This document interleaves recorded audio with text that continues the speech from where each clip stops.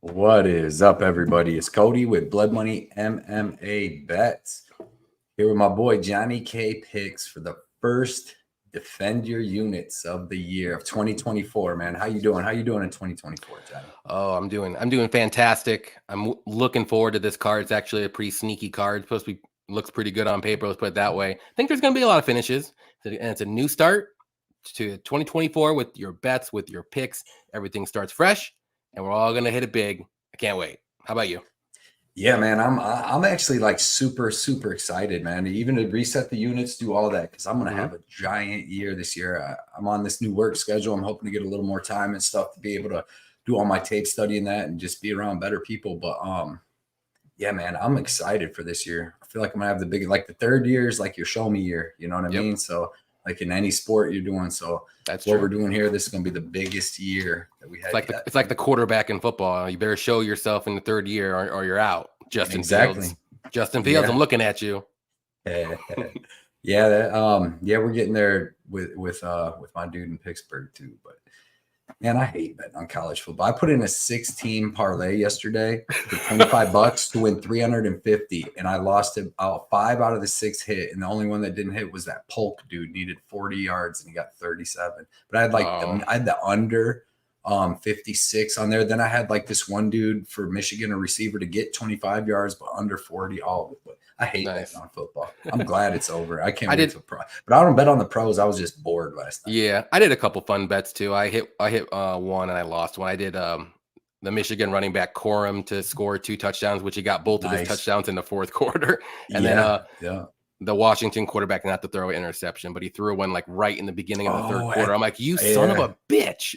Yeah. That was a fun one. I didn't think that dude was all that good, but yeah, man, back to MMA. I can't wait. Like even this first card, already got some good bets in, you know, and can't wait. I already got some good bets in for UFC 297. I like some on Vegas 85, and I just think this is going to be a great year. I think it's starting off with some pretty decent cards. Even though, man, they're scumbags on the bookies are the scumbags on the over-unders this week. Like they put them at crazy amounts that you can't even play them. But there's so many finishes that's going to happen in this card. I'm telling you, like 10 out of 12, I think. Yeah.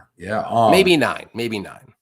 Right. Yeah, but yeah, it's going to be freaking awesome. You already got a decent amount of bets on this card? Yeah, I got 4 right now. I'm just waiting for the props to hit. Like, I think I'm done with the money lines, and I'm just like waiting. I got like 2 or 3 I want to hit for the props, and that's probably where I'll stop because I've been attacking the money lines, and I can't attack them anymore where they're at. They keep going up, the ones I like, so I'm like, nah, we're done. It's actually a hard card to bet. Like, if you got in early, it was nice, but like after that, like the lines are crazy. There's so many. But I mean, I should have probably put in. I don't know. I got one more bet to put in, but we'll see, man. I want to shout out Dr. Sorowitz with FaceMeetFist. Dude, I got this sweet ass sweatshirt that he got. Has a big old thing on the back too. But our clothes will be on there here real soon, like within the next week or two. Me and Johnny's working on something big, dude. For the Defend Your Unit shirt, like big, like we pay. We're going to do it right. It's going to be a really cool shirt. I can't wait to get all this stuff. I'm supposed to have a bunch of my shirts. They were supposed to be here by today, but I didn't get them yet. But they're just with Christmas orderings and all that stuff. I'm sure it's good. But let's shout out everybody in the chat, man. Say what's up. We got our boy Kiwi Brew, one of the first dudes. He's always in here early, man. Shout out to Kiwi Brew. Hope you had a great holidays, great Christmas, great New Year, and ready to beat them bookies down this year, man. And we appreciate you coming out to the show all the time and always supporting us. Mushroom MMA, Mushroom MMA. My bad, my eyes are off today reading, but dude, we appreciate you coming out so much, dude. You're always coming out supporting everybody in the game. We can't wait to get you on a show. Hopefully, we can get you in February. Get you on a show, and I can't wait to see your show on Thursday night. I was watching Stat Diggers the other night at work because I'm on that new schedule now, and I heard Mushroom say he's gonna get Brady on the show, and Clint's gonna go on there too. So I can't wait to see his show. Hell yeah! Everybody check out Mushroom MMA on Twitter and on YouTube, man. He puts out excellent stuff, excellent information, and above all, he's a great dude, man. We got CJ UFC picks, man. He said, "Happy New Year's, everyone." Mushroom MMA, even though we don't know each other like that, never say hi to each other. I'd like to change that by saying Happy New Year and let's crush 2024. Yeah, man. you guys are both always in here all the time, and yeah, you guys should know each other, man. Alex, happy New Year, and everybody check out CJ UFC Picks too on Instagram, Twitter, and YouTube, and we will have him on. We'll have him on a show too here February. I don't know how many shows are in February, but 4. 4, yeah, definitely. We're gonna get him on a show then. They're probably gonna give us like a 16-week in a row stretch again. There's like 2 of them last year, man. That was tough. I know the second one was rough, but we made it. Was easier for me because I was off out of surgery. So I was off, and I won 9 out of 10 weeks on the one stretch. But Alex, what is up, man? He said, "Happy New Year, everyone. Let's get it, Cody and Johnny. Let's go, Alex, man. Appreciate you coming out, hanging out. Whoa, Kiwi Brew with the $20 dono, man. What is up? We appreciate that." He said, "Sure, here's to a prosperous year." Yes, sir, dude. Yup. I feel so good about this year. I can't remember last year. I'm sure I felt good going into last year, but I feel like really good. Yeah. I feel like I don't think I felt as good as I did last year than I did this year. Because I think more so too because I kind of had a down year, so I want to make it up. So I'm ready. I'm like focused and attacking. Yep. I feel like, like we the more years you put in, like the better the shows get, and like you're just using more knowledge that you learned from last year from certain times where you lost bets, and just different things and make you realize you got to change some things. Yeah. But Kiwi Brew, dude, you're awesome, man. Always out here donating. You're the man. You're going to have a great year doing stuff like that for sure. MMA line mover in the building. He said biscotti or garlic runts. I don't really like the runts that much. I don't know. Maybe some biscotti.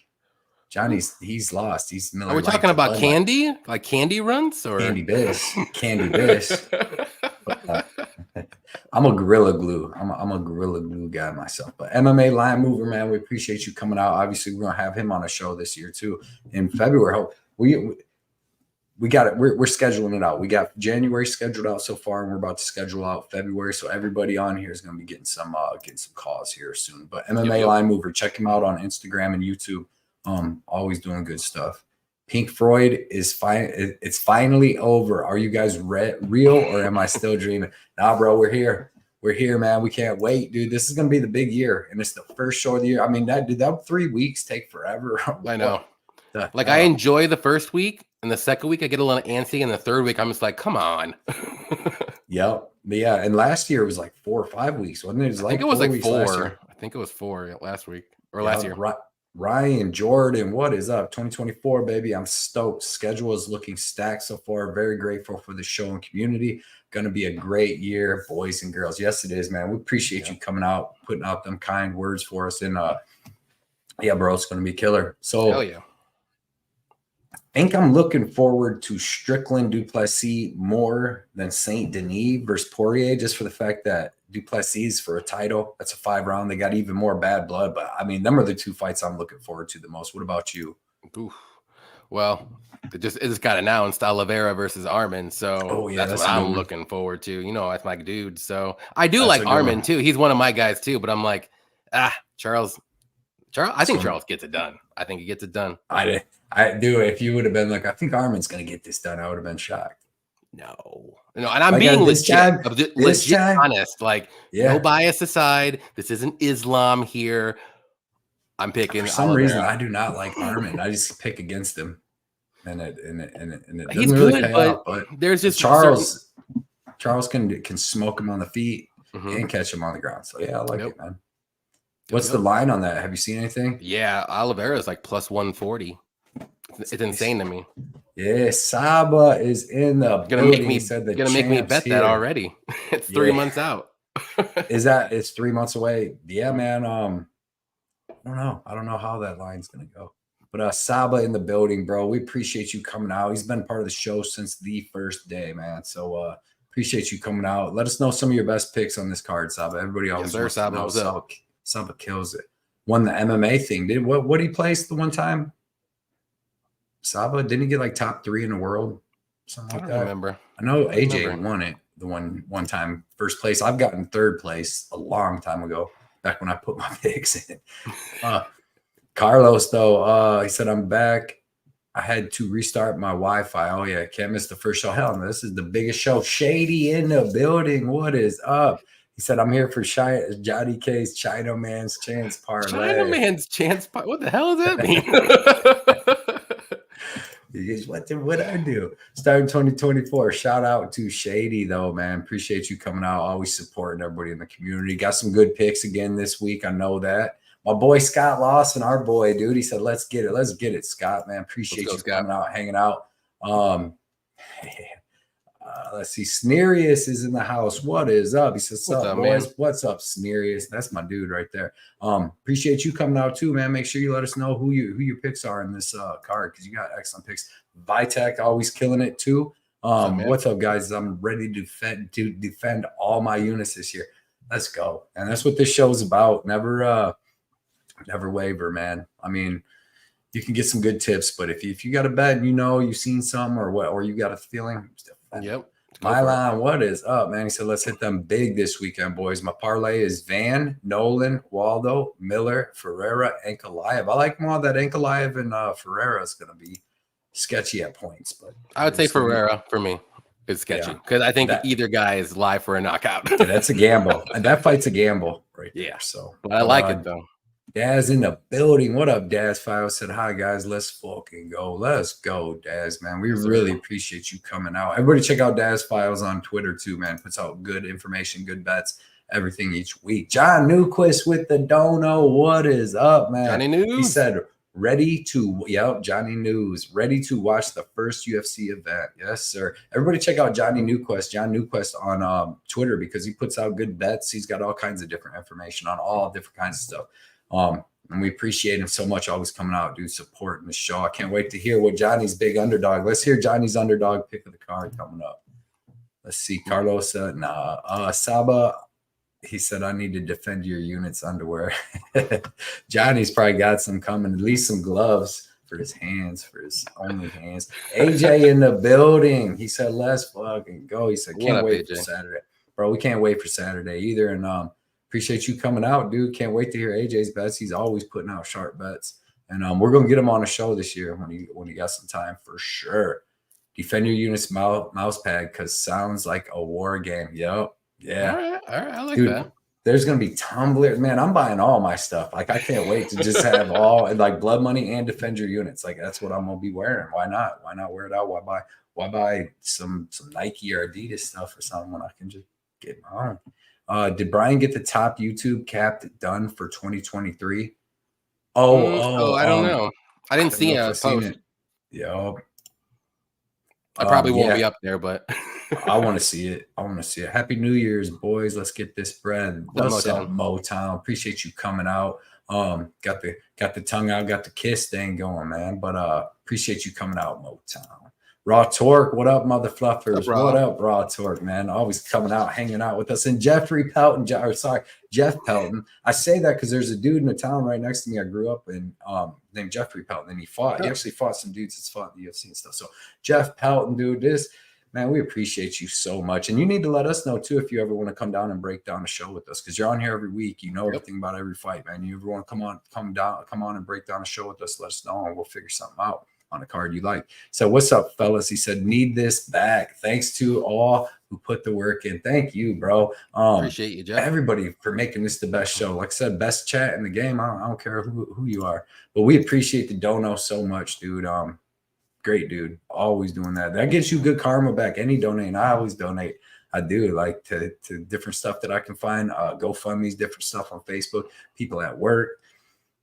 Helps out, man. Johan's 2025 advice: do your own research. That helps. Yeah, that helps.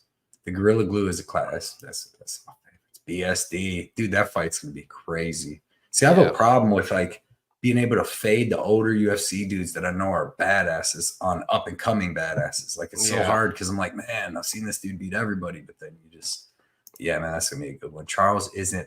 Dirty Reg coming in hot. You guys been agreeing. I thought 2023 was the year of the agree. Dirty Reg does not like underdogs anymore. No, coming in. Boy, shout out Dirty Reg coming out. Kiwi said Cody lining his old ginger cat was gold. Yeah, on YouTube or on Twitter. She goes up and gives it. But the funny thing is, because she's like 11 and a half, he's like 17. So he used to get her when he was younger, when she was like 2. And now he's old and he just be staring at the wall and she'll run up and just give him a little 2-3 piece and a biscuit real quick for no reason. She probably just has flashbacks of him getting her. But yeah, I was off, dude. I'm like, then my daughter was off school for 3 weeks. So her and my girlfriend, dude, we're just going at it over everything by the end. So yeah, best favorite underdog and prop. Oh, we get to them ones. I know we're gonna get to them. I know he ain't an underdog no more. Same. MMA Premium, what's up? He said, yes, sir, fellas. We are back and better than ever. We definitely are, man. Appreciate you coming out, hanging out with us all the time. Premium? Got to get Premium on a show too, man. I'm gonna write that down 1 second. Number 1 on the Fiziev Gamrot card. Don't forget. Oh, yeah. Okay. That's what I'm saying. Yep. Number 1 in the whole world, Craig. Well, even though Gamrot was Fiziev was about to give it to Gamrot before that old knee injury. Saba, my most confident picks are Waldo, Van, and Ankalaev. I like it. Wrong there. I'm defending my units on a dog on this card. Okay. All right. Bunny Hunter, our dude, he said, what's up, fellas? God bless my favorite cappers. God bless you too, Bunny Hunter. And we appreciate you, dude. You've been coming out this 3rd year of the show, and Bunny Hunter's been coming out the whole time, right? Yeah. Second year? Which year of the show is this? It's gonna be the 3rd year, right? Yeah, we started back in February, so like February will be year 3. Yeah. No, wait, it was 2022. Yeah, 2022 of February. So it'll be our 2nd year will be in February. Yeah. We'll have to do a 2-year anniversary show, and then we'll start a 3rd year. So yeah, there we go. But Bunny Hunter been here since the beginning. Thomas, he said, I'm gonna bet the slept parlay Haas and Mota. I don't mind it. Bet against them? I don't know. Yeah, no, he's gonna. They're both. Yeah. Oh, okay. Yep. Snerius likes Van. I'm considering an inside the distance pick. 2 decisions in the UFC, but 7 finishes in Fury. Yep. I believe the finish is coming sooner than later. Them body shots are crazy, dude. He's like a mini Max Holloway, but we'll get there. Yeah, Chronic Combat Boys in the building. He said, Arlowski is here. Looks just like him. Looks just like him. Don't bet on me this weekend. There we go. True facts. Wise words. Everybody, man, definitely check out Chronic Combat Conversations. Great show, man, on YouTube. Great stuff on Twitter. Both dudes, Guru and TB, everybody, dude. Wednesday nights, they have great shows. Great guests, and above all, great dudes. We're gonna have them on our show, and I'm sure me and Johnny will be on their show this year. So check them dudes out, man. Chronic Combat Conversations. They deserve it. All right, let's see. Okay, real quick. Juicy Q said we are back stronger than herpes. Let's go. That's what Johnny was just saying earlier, and I'm like, said that in the background. It's weird. Yeah, I'm like, I don't get that reference. He's like, trust me. He goes, we're back just like them, man. He goes, they don't go away. I go, what? They keep coming back. He's like, hey, trust me. He goes, 12th grade. Man. I tried. Year. It's an itchy year. Every year. Herb Dean. Shout out to Herb Dean real quick. What's up, Herb? Arlowski's stuck in the middle seats. And I seen that. Yeah. I seen that. And he's not a very nice guy. He looks nice. Not really. But I met him in real life. And he was pissed. And his wife was yelling at him. And he didn't want to take pictures. I thought he was going to punch my buddy. But it was a good time. Good time. Herb said, first fight of the card of the year. All my best are parlays. What could go wrong? Right. Ankalaev is going to sleep Walker. He could. That's a tough one. I kind of think so. Nephew's dad is. He's not really a finisher. Weekend. Who we got? Who you got, Shady? Whose nephew's dad is fighting this weekend? Is that Dracula? See that? Tony Baloney. What is up, Baloney? What's up, Tony? What is up? So we live. What's up, man? We appreciate you coming out, dude. This dude is great on Twitter. Everybody check out his page on Twitter, dude. Same name right there, Tony Baloney. Love it. It's a great name. But check his stuff out, man. We appreciate you coming out and hanging out. Nate Brown, so good to be back watching MMA this weekend. It's been crazy, bro. But we are back. First fight that I have wrote down on this card. We just get out of the way. Weston Wilson versus Gene Silva. And I'm gonna let you start the first fight out of the year. Oh, I thank you, kind sir. Tough one. This is a tough one. I went back and forth, but I ended up falling on Silva here. I know he's making his UFC debut, but Weston Wilson is just a jiu-jitsu guy. Like, I mean, he's tall and lengthy, but As he saw in his last fight, I know it was Joe Anderson Brito, so I don't want to put too much pressure on Silva here, but I think it's going to kind of happen the same way. Maybe not as like crazy as Brito knocked him out, but I think eventually Silva's going to find that chin. He's got power in his hands. He can grapple if need be, but he's more so a striker. And I just don't think Wilson will be able to take him down, actually. He's like really short. He's stocky. He's got that power shot. And Wilson doesn't really have any striking to back it up. He just has grappling and submissions. I mean, since he is a taller guy, he does have a slight chance for a submission. Maybe he can get like a standing guillotine because he is that much taller than him. Other than that, I think it's game over. So Silva by knockout. I'm not touching the line, though, at minus 900. It's not worth it. Yeah. Yeah, I mean, Weston Wilson's got like the karate style training with Wonder Boy. He'll do some long kicks, got some long punches and stuff, but coming with that style is like you don't put your hands up. You know what I mean? You're kind of doing this, and he just eats punches. Yeah, like you're surfing almost. You're surfing. Yeah, he's got no striking defense. He gets hit. He doesn't really, have like the best durability. He's been finished 6 times. Gene Silva is a tough guy, dude. He's mean. The last fight he had, obviously he didn't get the finish on the Contender Series, but that kid's a tough prospect, and that kid would be back in the UFC. I forget what his name was. I think he's from Argentina, but he was like 22 years old. But that kid's tough too. But let's see who it was. Yeah, we're gonna the best bet that you're gonna get on this fight is going to be Gene Silva in the first round. Knockout or something. 1, 2, 3, 4, 5, 6, 8, 9, 10, 12, 13, 14, 15 of Weston Wilson's last 16 fights have ended in the first round. So I like Gene Silva by the first round finish, minus 150. He's got 8 knockouts himself. 8 knockouts to 2 submissions. So I'm liking the knockout, but yeah, man, I just can't see where Gene Silva gets the win here. I mean, where Weston Wilson gets the win. Like you said, it's hard to parlay a guy at minus 800. So especially making his UFC debut. And I mean, you would think logically, like it's an easy parlay piece, but like the thing about it though, is like anything over like minus 400 really doesn't add any value. So yeah. Kiwi Bruce said, I watched tape on Juan da Silva. LOL. He said, that dude is terrible. Gene is much better. You'll have that, dude. There's so many of the same Brazilian names. Then these dudes like switch their names. It's almost like they have different records. Like Lacerda. Yeah, him. A bunch of them, even the girls. Like the girls have all. I mean, they could get married or something, I guess, but it's like it's crazy, dude. They'll be like they'll add Dos in front of Santos stuff, all different stuff. Boynez is a solid dog. It's decent. Over 1.5 in this round is crazy. You know the under it's gonna be like 1.5. 900.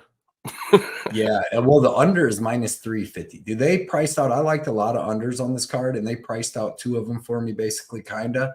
And then the other one I actually think could go the other way. People's gonna laugh, but I got a couple. They laughed at me about your dude, your boy, your twin, Shannon Ross. Me. Exactly. You were sweating that shit though. Sweating, still am. I was sweating for you. Woke up from a dream, sweating about it this morning. When he got rocked, I was like, Cody, no, I told you. Yep.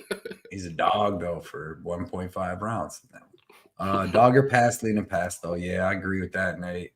Carlos 1-8. Yeah, minus 800 is crazy making his debut. I'm staying away with picking Gene for this fight. Yeah. Fraud vibes. Okay. MMA Maestro, what is up? He said the boys are back. Yes, sir, man. We can't wait to get Maestro back on the show. Everybody go follow MMA Maestro on Twitter, man. He's putting out good stuff, and he's on YouTube too. I know he's going to be putting out videos here real soon, and we're gonna have him back on the show February or March, man. Can't wait. But everybody check him out on Twitter because he puts out good picks all the time, gives you good MMA information. Thomas said Ricky Simone, Ankalaev, and Jazz Giovicius. Parlay is a solid parlay. That is a solid parlay. I like it all. I like it. I'll give you that. Really good, actually. Next fight, man. People got me thinking I'm making typos. Men's lightweight division. Tom Nolan versus Nicholas Mota. Tom Nolan, like, if you watch his fights, he's a super long kickboxer, throws a lot of combos. He throws pretty good power, but I mean, he's fighting the lowest level of guys that you could fight in the entire world. On the Contender Series, he got that really nice knockout over that, what was that dude's name? Bogdan Grad. Knocked him out. And I mean, looked really good doing it. And if you go back and look at most of his career, like you can see him get grappled a little bit in some of his fights. But this dude hits hard, man. He's got good step-in knees. He'll come with flying knees. I've seen him knee a dude in the head that was completely down and pretty like knocked the dude out for a second, and then they just like kept the fight going. The dude like recovered. And I just seen that with Sean Woodson too, man. The one dude, Saldana, knocked him out, and then like literally for a second he went out cold on the mat. He got up, and the ref never brought the doctor in or nothing. It was like, "You good?" Woodson's like, "Yeah," and he's stumbling. But yeah, I don't know, man. I don't think Tom Nolan's fought the greatest competition. I do think he's got pretty good kickboxing, and I think that he's been able to dominate like these lower level guys because he hasn't had nothing coming back at him. You know what I mean? So he can kind of just go out there and go crazy. But I've seen him get hit. He takes a good punch. He had a knockout loss in his amateurs, but he does take a good punch. But I don't think he can be as reckless in this fight. Like he's actually come fighting somebody than Nicholas Mota, who, has been finished, 4 KO losses, but it's usually to pretty good guys. And he's fought some good guys and got some good wins, like over Pat Sabatini and not Pat Sabatini, Joe Selecki, a couple other decent wins. You know, he's got good power in his hands, but he's fought some pretty decent guys in the UFC. The last fight didn't look good against Trey Ogden. He just really didn't do anything. He waited to counter. Trey Ogden's a counter puncher too, but he was just doing a little bit more. But the dude's got good power in his hands, man. He's got good boxing. He's got a good left hook. He's got a good counter right. And he's fast and hits hard. This fight, like I am going to take Tom Nolan to get the win at some point. But like I feel like I do like this fight to end, but I think this fight can go over 1.5 rounds. Like if you actually go look at it, like Nicholas Mota, he's got, I mean, just his last fight with Trey Ogden, granted they didn't do as much, but that one went to almost the end of the 3rd round. Both of these dudes, like Tom Nolan, I don't think can come out and come as wild as he does against Nicholas Mota, just throw recklessly and have no defense, because Nicholas Mota hits really, really hard. I think if Nicholas Mota was smart, he'd try to land some takedowns. Like I've seen Tom Nolan taken down and held down, controlled by like some lower level guys. His first 2 fights went to decision, and then he had another fight that went to that 2nd round against that Adam Cook kid, and that dude was not good at all. He was just basically a jiu-jitsu guy with no power whatsoever. So I'm gonna take Tom Nolan, but I actually like the over 1.5 at plus 180. Like I think that line's too high, because I just don't think that this fight's gonna, like, Tom Nolan's gonna go just reckless fighting. Like I said, he's had 2 decisions early in it, like his first 2 fights of his 6 fights, and he can't come out. Nicholas Mota will crack this dude if he just comes out reckless. Like I don't think Nicholas Mota is that bad. So give me Nolan, and I'm not gonna bet it, but I do like the over 1.5. Yeah, you like this? Yeah, I'm gonna go with Nolan, but like you said, I'm not like super confident enough to like throw him in a parlay. I'm not rushing to the window to put him in a parlay or anything like that. But I mean, he's gonna have the height and reach advantage too, which is gonna be a big thing here. If he stays at range, I think he can piece up Mota. But we've seen in some of his Nolan's fights, he likes to get in those brawls sometimes, and I mean, he does take some shots, but he gives them back even better. But Mota, like you said, he's been knocked out 4 times. That does worry me if Mota wants to get into a little brawl with him. But I don't know, like Mota to me, we've seen him like, 3 or 4 UFC fights. He is what he is now. I don't think he's too much of a wrestler or a grappler. He wants to strike, he wants to box, and as the fight goes on, he is a little bit lower volume. He slows down. He likes to throw that right hand overhand and keep trying to land it and land that knockout, especially in the 2nd and 3rd rounds. So to me, like the 1st round might be a little crazy, but I think if the fight goes longer than round 1, I think Nolan's going to be able to win it either in the 2nd or 3rd round, or in the 1st round. So that's why I like Nolan. But UFC debut, this is a pretty good fight for Nolan, like a good test for him, if you want to say. But I just don't think he can steamroll him or he won't. Like I can see 2 different sides of this, and I just don't know, which is why I don't like to bet those kind of fights. So give me Nolan to win. I'll say by knockout in like the 2nd round. I just don't know when it's gonna happen or if it's gonna happen. One of those things. I do think Nolan wins. Right. That's how I am. I usually don't too many of the debutants coming into the UFC that like with low level experience, even though, like I said, Mota's chinny. We've seen the dude get knocked out cold, but like He almost went over 1.52 with Jim Miller. I think Jim Miller's pretty dangerous, but we'll see. I just stayed away from it. We'll see what happens. Like Jim Miller showed off his power. Yeah, that one. Mike Martin, our boy, what is up, Vegas. chef? He said, "Let's start a love train, Cody. Come on, Johnny K, let's go. Woo, let's go, man. That's my boy Mikey. Yep. Appreciate it, dude. And Mikey's gonna have a good year. I know he had a good year. I know he went plus money. I know his wife went plus money for sure. Nikki kills it, but I think Mike did. But no, they both. I know he went on a huge streak, but man, that's my boy, man. Appreciate you coming out and showing us support tonight, Mikey. Snerius said, I hope he sends Mota to the Shadow Realm. Dang, okay. It's a possibility. Ridiculous Mota is chinny and crummy. Come on, man. He's a little dusty. No one wants Mota after he got bailed out. He did too. He did. Yeah, he was gonna lose that fight.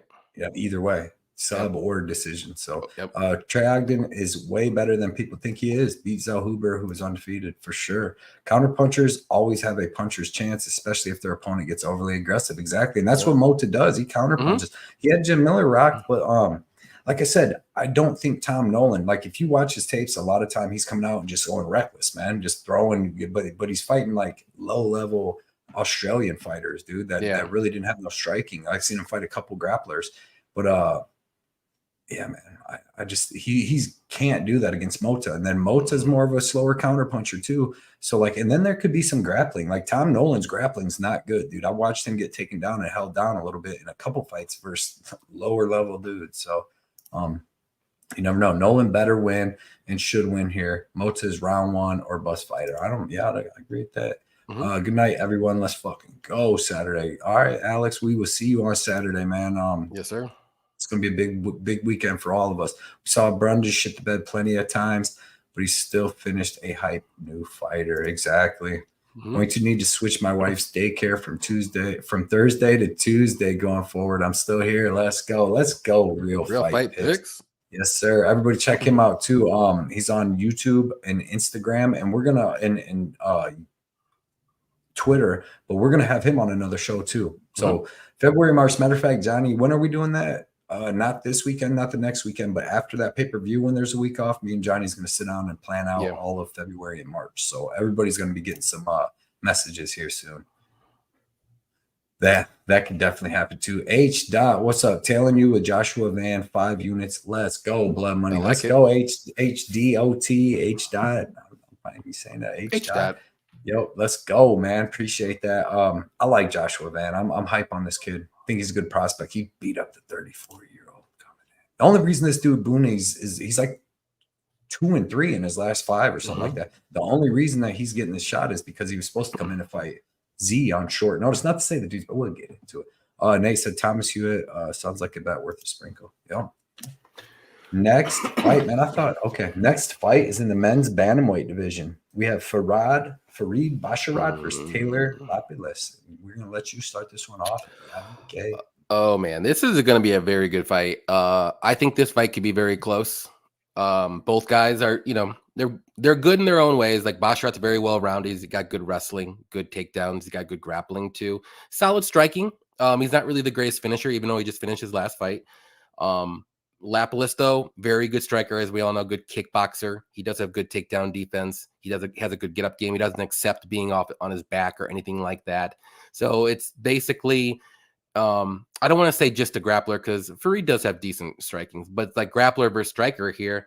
And I don't like the line here. Again, this is one that I don't want to rush to the table and put down, but I'm going to go with Basharat just because he's more well-rounded. He could lean on his wrestling, which I think he's going to have to. But if he can't get that wrestling going, I think he can hold his own at least on the striking. I'm not saying he can win a striking fight, but I think he can hold his own. But the way he wins this fight is he has to get that wrestling and grappling going.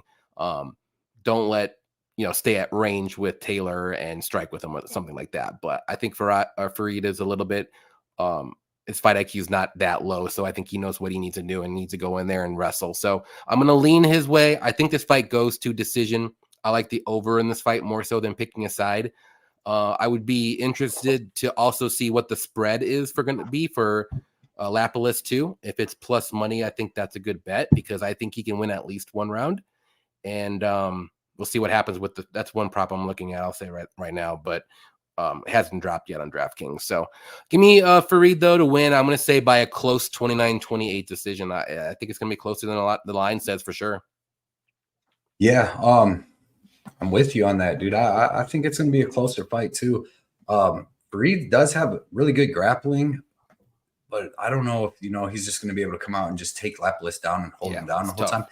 Both of them. The good thing is though, is Farid still has good kickboxing too. I don't know if it's going to be better in Lapalus because the Lapalus, he's got good kickboxing and excellent southpaw kickboxing, but his forward pressure is awesome. He's got one of them forward pressures where he's coming forward and not even really throwing anything, but it's the fact that he's just walking you down, fainting, making you think, and he's just making reads. Like if you watch in when he fought Nate Maness, dude, he just walked him down the whole time, and like Nate Maness could, like his striking looked 10 times better than Nate Maness. Like it was wild, and he finished him with a body kick, but Basharat's good, man. He's got good kickboxing himself. He mixes in the wrestling really good. He looked really good against Clayton Rodriguez in that last fight, but Clayton Rodriguez, is like a smaller flyweight, came up to 135, but he still looked good and had good scrambles and was able to dominate him and then finish him in that first round with that arm triangle, which was nice. But good leg kick game, good body kick game, pretty good punches, but mostly he's going to want to get the grappling going. You've seen against Damon Blackshear, when you're able to out grapple him pretty easy for most of the fight. Like Blackshear had like one moment in the second round for like a minute, and then the third round, obviously right at the end, almost caught him and almost subbed him. But yeah, man, he's very well rounded, very tough, undefeated fighter for a reason. Lapalus, like I said, he's got good striking, he's got good kicks, good punches, southpaw, good forward pressure. But I just don't know.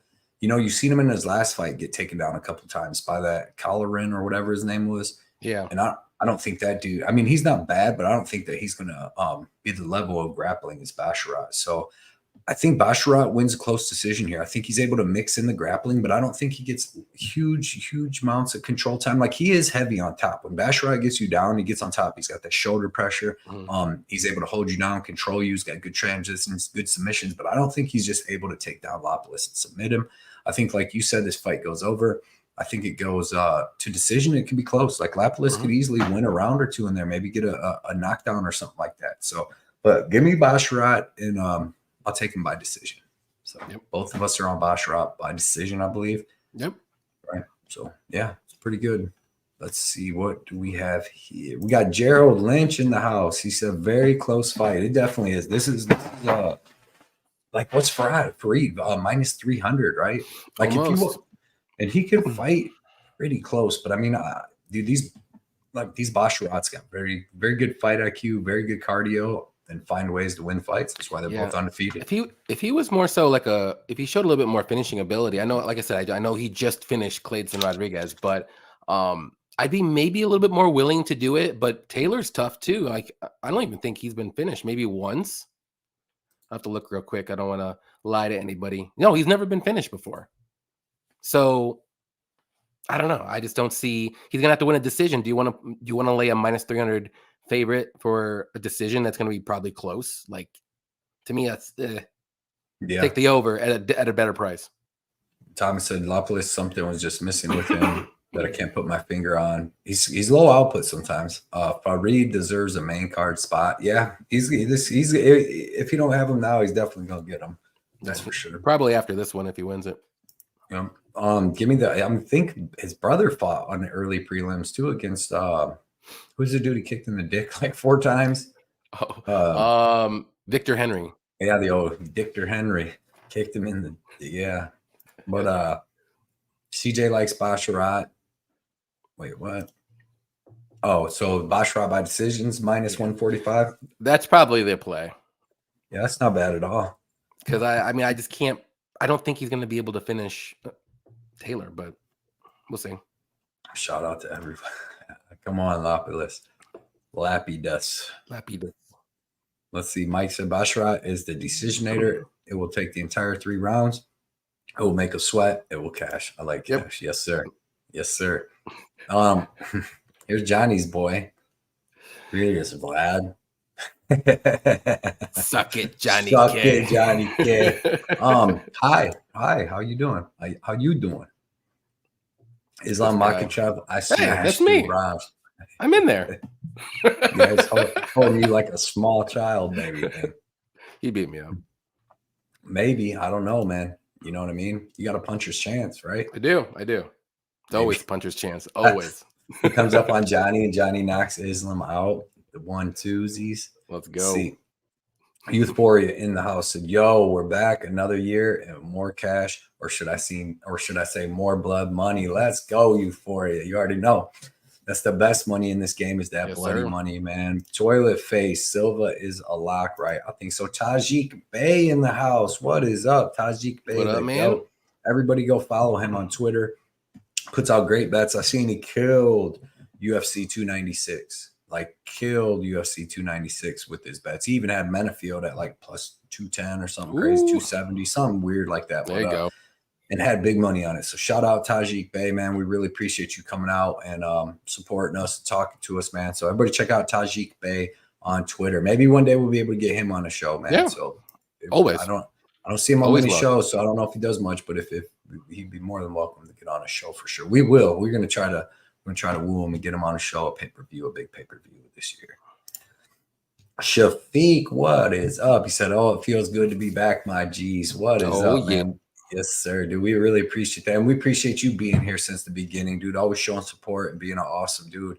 And you trust them blood money picks, and we've been making money off them. So let's go. Any Action Effie, our dude, is in the house. Everybody check out Any Action Sportscast. That's his channel on YouTube. That's what he uses on Instagram and everything. This is just because his phone won't let him log on. But everybody check him out, man. Effie's a great dude. He puts in hard work, and he definitely deserves to get some more subscribers, followers, everything. And Effie will be on a show in February for sure. Right on. Sure. We're lining them up. Euphoria, it's a fight night. The dogs will be barking. I think there's going to be a couple dogs. There's going to be a couple, maybe. Not many, but like maybe a couple. Yo, Tajik, Toilet Face. I'm sure one will happen, and we're all like, what? Let's go. Mariaz, what's up, Cody and Johnny? Without UFC, I did NBA 7K on it. Killing it. Ooh. Killing it, man. Tajik said, it. "What's up, Toilet Face?" Bro, Torque said, "What's up?" See, everybody knows Tajik Bey cook your dick for a small meal. Shady knows what's up. That means that's good. That's a compliment. That's most people won't know that, but that means you're in. Saba is when is We Want Picks coming on the show? We'll get him on in April. April Fools. Start respecting people out here. You didn't catch that. I said, what they put? Oh no, I said we'll get him on April Fools. It's gotta be nice to people, man. It's gotta be nice. You ain't gotta put other people down. I'll call him Ace and Gary. Jeff Ursay, left WWP to get more winning tickets. Let's go. Left, what's WWP? Look up one more comment. Wait, what? I missed this, Jeff. Go up one. What did Saba say? Oh, We Want Picks is coming on the show. Okay. Left. What's WWP? Yeah. Okay. I didn't know that. I didn't know they had acronyms and all that. But yeah. Or war pussies. Jeff Ursay. Yeah, man. I seen Jeff. Jeff came and talked to me today. I appreciate the support, Jeff. Hell yeah. This is where you get real picks. This is where you're gonna get the winning picks. You know what I mean? Not too much disrespect, but you get some good picks and good jokes here. Marriott, I've been hitting with the NBA too. Hey, Effie, dude, what's Effie? Effie kills it with soccer, hockey, college football. Yeah, hockey and college football for sure. Yes, sir. Any action said, "What up, Carlos?" John said, "What's up, Milo?" Hi, John. Mike Martin with the dono, my dude. He says a super sticker. Yeah, man.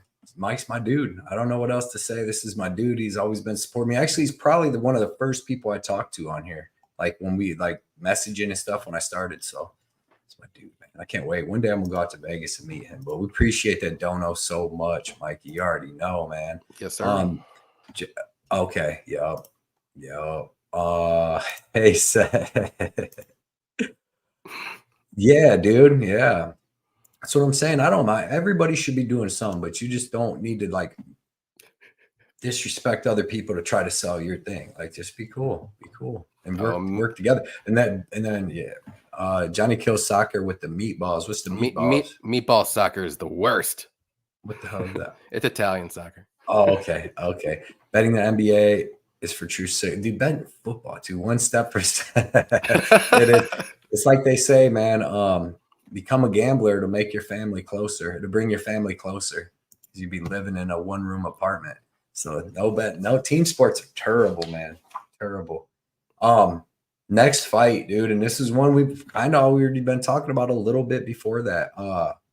Felipe Boonies, whatever, versus Joshua Van. I'm gonna start this one off. This is gonna be a good fight. I mean, Boonies, he's well rounded. He's what, 34 years old. He trains with the Pitbull brothers. He's trained out of Fight Ready with Cejudo and them. And he's fought in like all over the world. He's got some pretty tough fights. He took a couple losses in a row. Like I said, I think he's 2-3 in his last 5, but them 3 losses were like tough Russian dudes. That he fought to like pretty good decisions, but he's got decent Muay Thai striking. He stands straight up. He's tall. He's 5'7". He's going to have it says he's got a 6-inch reach here and a 2-inch height advantage. I don't know how that could be. I don't know. That's a long reach for a little dude, but he's got, it says 5'7" with the 71-inch reach. Seems pretty big for a freaking flyweight. 71-inch reach at 5'7". It's like, that's like a welterweight. You know what I mean? Yeah. At least a lightweight for sure. But because so that'd be 6 inches. But yeah, man, he stands up tall. He's got decent Muay Thai. He's a little bit slower in my opinion. And then he's got okay wrestling. He's got good jiu-jitsu. He's got 11 finish wins. He's got a jumping triangle that he'll do. It's kind of like what Jimmy Flick hit Cody Durden with. I've seen him try that a couple times. He's hit it a couple times, and he's pretty good off his back, man. So Joshua Van doesn't want to go down to the ground with him here. He showed really good takedown defense against Master Z because you've seen Joshua Van's one loss was when he was taken down, but that was against a legit strong wrestler that just kept taking him down, and kind of wore him down and got the finish in the second round. I don't think Boonies is doing that. I don't think that, he's got good jiu-jitsu, but he's a Brazilian jiu-jitsu guy with not the greatest wrestling. So I think Van keeps this fight standing. We've seen Van super durable, man. This kid's durable as hell. He took some big shots against Borjas last fight, took some really big leg kicks, and even got rocked in the first round, and then came back in the second, started just putting a beating on him, man, getting his range. He throws a lot of combos. He's got good forward pressure. I love Joshua Van's forward pressure. He's constantly hitting you with that stiff jab, coming with the 1-2. Works the body well. I actually think Booney's never been finished. I don't think he's ever been finished, but I think this could be the first time that he gets finished. I think because Van came really close to finishing Master Z, which is hard to do. He came real close to it, and then he came close to finishing Borjas with some body shots and just big shots. So I think that he's going to be able to get the 34-year-old out of here. But I bet Josh Van. I bet his money line at -180. It dropped down. I thought that was fine. Didn't even need to parlay him, dude. I just threw it in there. So who do you like in this fight, Jan? Yeah, I love Joshua Van in this fight. Like, I think he gets this one done. I love his pressure. I like his striking. He's got good takedown defense. If Boons wants to try to grapple, I think he's going to have to. To me, like, I think Boons wants to be a striker, but he's a better grappler, if you want to say. But he always goes for submissions over position. Like, he just goes for the finish. He's a finisher, but he has gone to decision a few times. But more so, it's like first or second round, and then he kind of slows down a bit, and then he either loses a decision or wins like a super close decision. But more times than not, he's losing a decision. But Van steps it up as the fight goes on. Like, after the first round, he turns it up another notch, and the third round's up another notch, and he's pretty durable. He's durable. We've seen him get rocked and get right back up. And I just think the first round might be a little bit close, and the second and third round is going to be Van all day. So I like Van to get maybe a late second or third round finish or a decision. So I can see either one of those two. So give me Van to win. I'll say second round knockout. I think he gets this one done this time. I'm very confident, and he gets a win though. Yeah. I like, and we need it. You know what I mean? We want the 22-year-old like rising prospect star to beat Felipe Boonies. You know what I mean? Because I want to see what happens with Joshua Van's career. I want to get Joshua Van 2.5 years working his way up, learning all the tricks of the trade, and then him and Manal Cop fight for a title. Imagine the boxing in that match. Could you imagine the boxing and Joshua Van versus Manel Cop? And like, I'm not saying right now, tomorrow. I'm saying give Van a couple years. You know what I mean? Let him build into stuff, get some good wins and all that. Let him knock out Matt Schnell. Let him get some good wins in here and let him fight Dvorak. That's fine. Yeah. Ursake, something like that. Coming up. Ooh. It's a tough one, but yeah, man. Justin said, I'm sure all you guys have your first chat person who've been there with you since your first show. I bet Johnny can think of his. All MMA content should get your first and put in them in a WWE Royal Rumble. See which one of your guys come out on top. Let's go, dude. We got the best. I don't care. We got the best chat in the game. Oh yeah, we got dude, just cool, and everybody's smart too. Shady got Van minus 210, 209, putting that Stockton slap on it. I like it. AJ, let's go. Blood Money's my goat. Let's go, man. Let's go. That's what I like to hear. And this year, dude, this year is going to seal it. This is going to be the biggest year ever. I'm telling you, I feel so good using just, our dude, Solar Warden, what is up? So just dropping in to say, what's up, my Finch Fookers? What is up, Solar Warden, man? It's been a little while since I've seen you, so I'm happy you came out, man. I can't wait to see you drop some more bets. I need to see what the algorithms and everything's picking this year, man.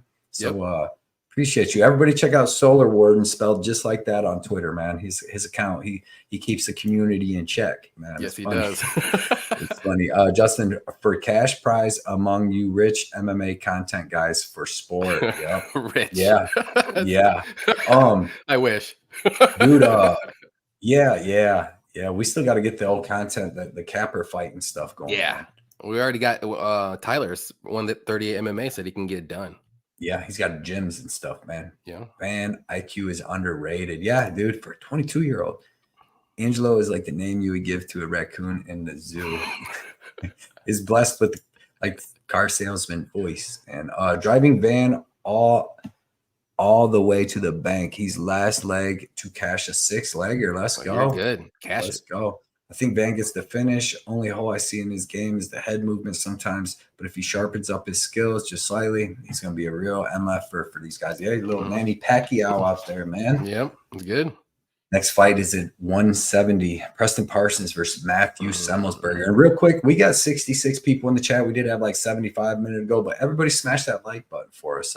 Leave a comment, man. Even if you usually don't, drop us one of your picks for this fight or something. Help out the algorithm. We're trying to make this show huge, dude. We want to make this a good show, big show with the best people. And I think we're two of the best in the game, and I think we're funny.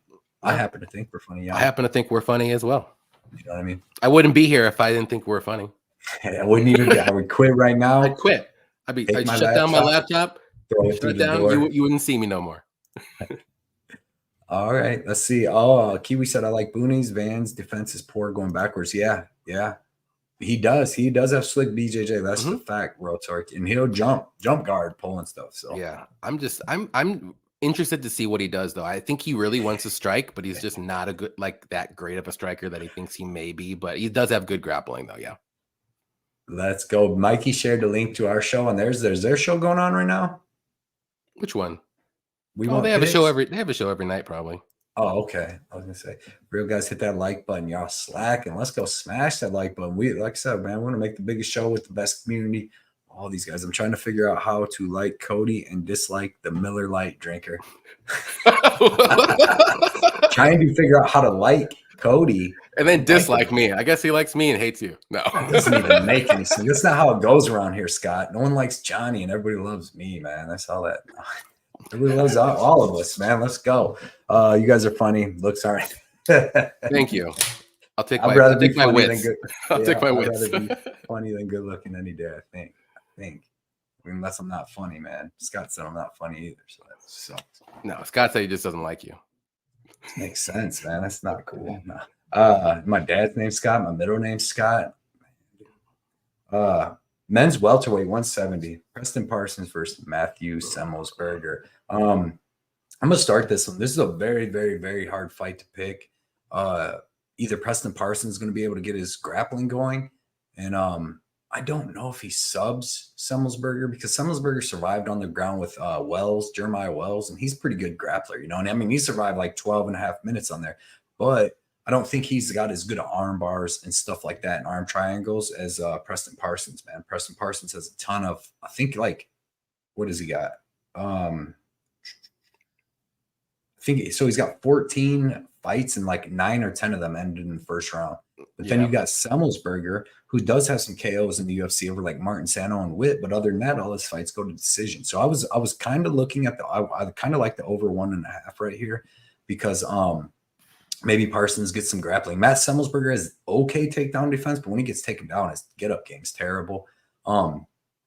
Standing, Semmelsberger obviously hits hard. He's got some of the most knockdowns probably in the welterweight division, but he doesn't have many finishes because he has negative fight IQ. If you watch him fight Jake Matthews, dude, he knocked him down in, every single round, would get him up against the cage and then like take him down, and like beat him up, let him up. He did that with Medic, knocked Medic down, kept following him to the ground and just freaking trying to finish him on the ground. Yeah, so I mean, he has bad fight IQ. He's bad finishing skills because, like I said, he gets the knockdowns. He's probably got like 7, 8, 9 knockdowns in the UFC, but not too many finishes. Kind of meat and potatoes fighter. He's just looking to line up that right hand and smoke somebody with it. Parsons has pretty decent striking himself. I mean, he did all right with Giles. He took some big shots there. You've seen Daniel Rodriguez was able to finish him, but Parsons was on short notice there. That was like a fight to get into the UFC. So I don't know, man. I don't really trust either one of these guys. I guess I'm going to take Semmelsberger because I feel like he can land some big shots and like have the bigger moments in this fight. And like I said, he survived on the ground with some pretty tough dudes. So I don't know if Parsons gets him out of there, but I don't want no part of this fight whatsoever. But give me Semmelsberger. Like I said, no confidence. I can see Preston Parsons winning too. So. Yeah, same with me. I mean, Semmelsberger's got that crazy straight right down the middle. They can land and knock down anybody, but he just can't finish anybody for some reason. He's pretty durable. Parsons, though, very good grappler, but after the first round, he just slows down. The takedowns are even sloppier. He doesn't really strike well. He throws one punch at a time. He is durable, though. He's tough. He'll stick it out for 3 rounds if he can, but his volume just goes to crap after the first round. So it just depends on what you think is going to happen here. Do you think Semmelsberger can survive the first round or not? So I'm going to go with Semmelsberger. Like you said, I think he can survive the first round. And I think after that, it'll be a little bit easier for him to survive and win maybe a stupid close decision, or maybe get a knockout in the second round. If this fight gets to the third round, though, it's going to go to decision because I don't think Semmelsberger will get a knockout. And but he's live for the first or second round knockout, and Parsons is live for a first round submission. So weird fight. Semmelsberger is also taking this fight on somewhat short notice too. So if you want to cap that a little bit, but I just don't like his fight IQ. That's the only thing that's holding me back. We've seen it time and time again. So, but I'm still going to pick him. I'm going to pick him by decision. Actually, I think he gets this one done by decision. It's going to be a boring third round and he'll win like a 29-28 decision. Okay. Our dude Robert Saladino is in the building. What up, Robert? New York, Robert. He said, "Damn, you semi cost me last time." He did. He really did. Yep. I can't pick his fights right too good. You know what I mean? I picked Matthews over him, then I picked him over Medic, and like it's hard to bet on a guy that has negative fight IQ. You never know what's going to happen. And power. It's like that's a hard gambling thing right there. 1-4 in the last 5 fights from Semmelsberger, so don't listen to me. Got the burger. This fight is too unpredictable to call, but to be honest, I got a feeling Semi gets the W here because Parsons kind of man, just can't trust the bets. Yeah, and he's been knocked out twice too. Yep. So riding the semi one more time, Raw Torque says, okay. Semmelsberger -130 for Shady, 209. He's bound to get a KO after all these knockdowns, right? You would think. Bro, yes. What's up, y'all? Semmels KO. There will be blood is here. What up, man? Appreciate seeing you coming out, hanging out with us tonight, man. First show of the year, and there will be blood. Let's go. Semmelsberger knocks down everybody, but has for yo. Don't forget the favorite dog and prop, please. Yeah, I'll give you my favorite was Joshua Van. Yeah. Man, yeah. Favorite dog. Well, he's not a dog anymore. Right. Jim Fielder. You know it. Yep. If I had to give a dog, I would say Phil Hawes. How about that? I think he's got a good chance to win. Got a puncher's chance. I think he's the better fighter on paper. We'll get there. Though. But yeah, prop, man. I don't know about prop. I'll have to think about that one. I guess Phil Haas seems like a good one. Yeah. AJ said I got semi. Dad said, come on, Parsons. Dad's liking Parsons out here. After the medic loss, I'm staying away from the dark side. Fuck the Jedi. Brew. Pick 'em MMA. What is up, man? What's good, boys? Good stream. Thanks, man. He said, so good to have the UFC back finally. Definitely. Everybody check out Pick 'em MMA too, man. Putting out good videos on YouTube. And we're gonna have him on a show. He's coming up on a show in February, I believe, right? No, or Friday. This Friday. Friday. What am I? Friday. That's Friday, not February. Friday. So yeah, man, we got Pick'em MMA for the first show of the year. Pick'em MMA is coming on with Cody Dank. If you guys know him on Twitter and a bunch of places. And sharp kid, man, sharp kid. So both of them guys are going to be on. It's going to be a great show. I think this is a safe spot for semi. Yeah. Parsons Moneyline Euphoria is like in Parsons Moneyline, riding with my fight night dog logic. Let's go. Hey, bro, humid enough? Oh, over in Australia. Oof. Summertime over there though. It's freezing here. Yeah, it's cold here. It's cold, rainy, stormy. Imagine it barely gets like that over there though. Even Australia seems right on the coast like that. Well, in the middle maybe, but nobody goes there because everything kills you. Hate Brown. The fact that Matt took AJ Fletcher decision is honestly all I need to know. To not back someone, especially for a finish up. Phil Haas is my dog of the card. I don't mind that at all. That fight's crazy. But Bolanos is easy money. I don't mind Bolanos either. Just strike it, bro. If it stays striking, that fight's going to be close. It won't. Bolanos like Muay Thai, I'm just saying it's not going to. Not world. No, I'm not debating that. I'm just saying it's not going to stay striking. He doesn't wrestle. He's not wrestling. But he can. And Bolanos' takedown defense is awful. I like Haas pick. Why are we whispering? Glum Dog, what is up, man? We got him in the building. He said, what up, fellas? He said, we need to make some big winners this year. Start off big time with this card, definitely. Because last year sucked, dude. First 6 weeks of the year last year was terrible, awful. Dude. Terrible cards, man, and wins. I also like Bolanos, says AJ. I don't mind Bolanos in that fight, especially at the odds. McGee's never beat anybody good to deserve the odds. Like he beat a couple midgets out here. Beat anybody good? McGee beat JP Buys and Journey Newsom. They're both 5'4", freaking non-dangerous like dudes. Like you should look just like that. Like Bolanos probably touched them dudes up pretty quick too. Hawes better technically. I just can't. That's exactly what it is. Yo, Nick, joining the gang on Friday. Let's go. Yo. Let's go. It's going to be big shows Friday nights. Everybody knows that our Defend Your Units panel show on Friday night is going to be big now instead of Saturday before the fights, because figure too, more people are around on a Friday night than Saturday afternoons.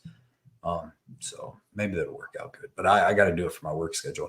I'm going to have some fight companions, some sporadic fight companions out of nowhere, just depending on what time I get off of work and stuff like that and what time the fights start. But other than that, Saturday's gonna be tough. Pick'em said, been watching Johnny and Cody for some time now. Before I started my channel, and now you're on the big channel, man. That's what participation and working hard gets, dude. Get on the big show, man. We can't wait to have you on too, because you participate all the time, dude.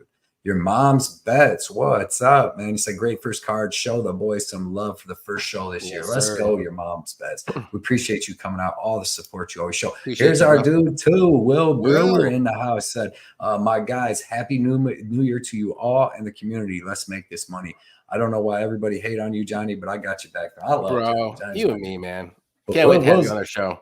Oh yeah, Will's a great dude, and we got Will lined up for a February show too. The first show in February, man. He's been on the show a couple times. Everybody follow Will Brewer on Twitter, and I know he's about to put out a bunch more stuff on YouTube, starting his own channel, like a big channel. Gonna do a bunch of stuff, and we're gonna have him on. I'm gonna be on his show. Johnny will be on his show. So everybody look out for Will Brewer and go check him out on Twitter right now and YouTube. Go under that account, man. Great awesome. Dude.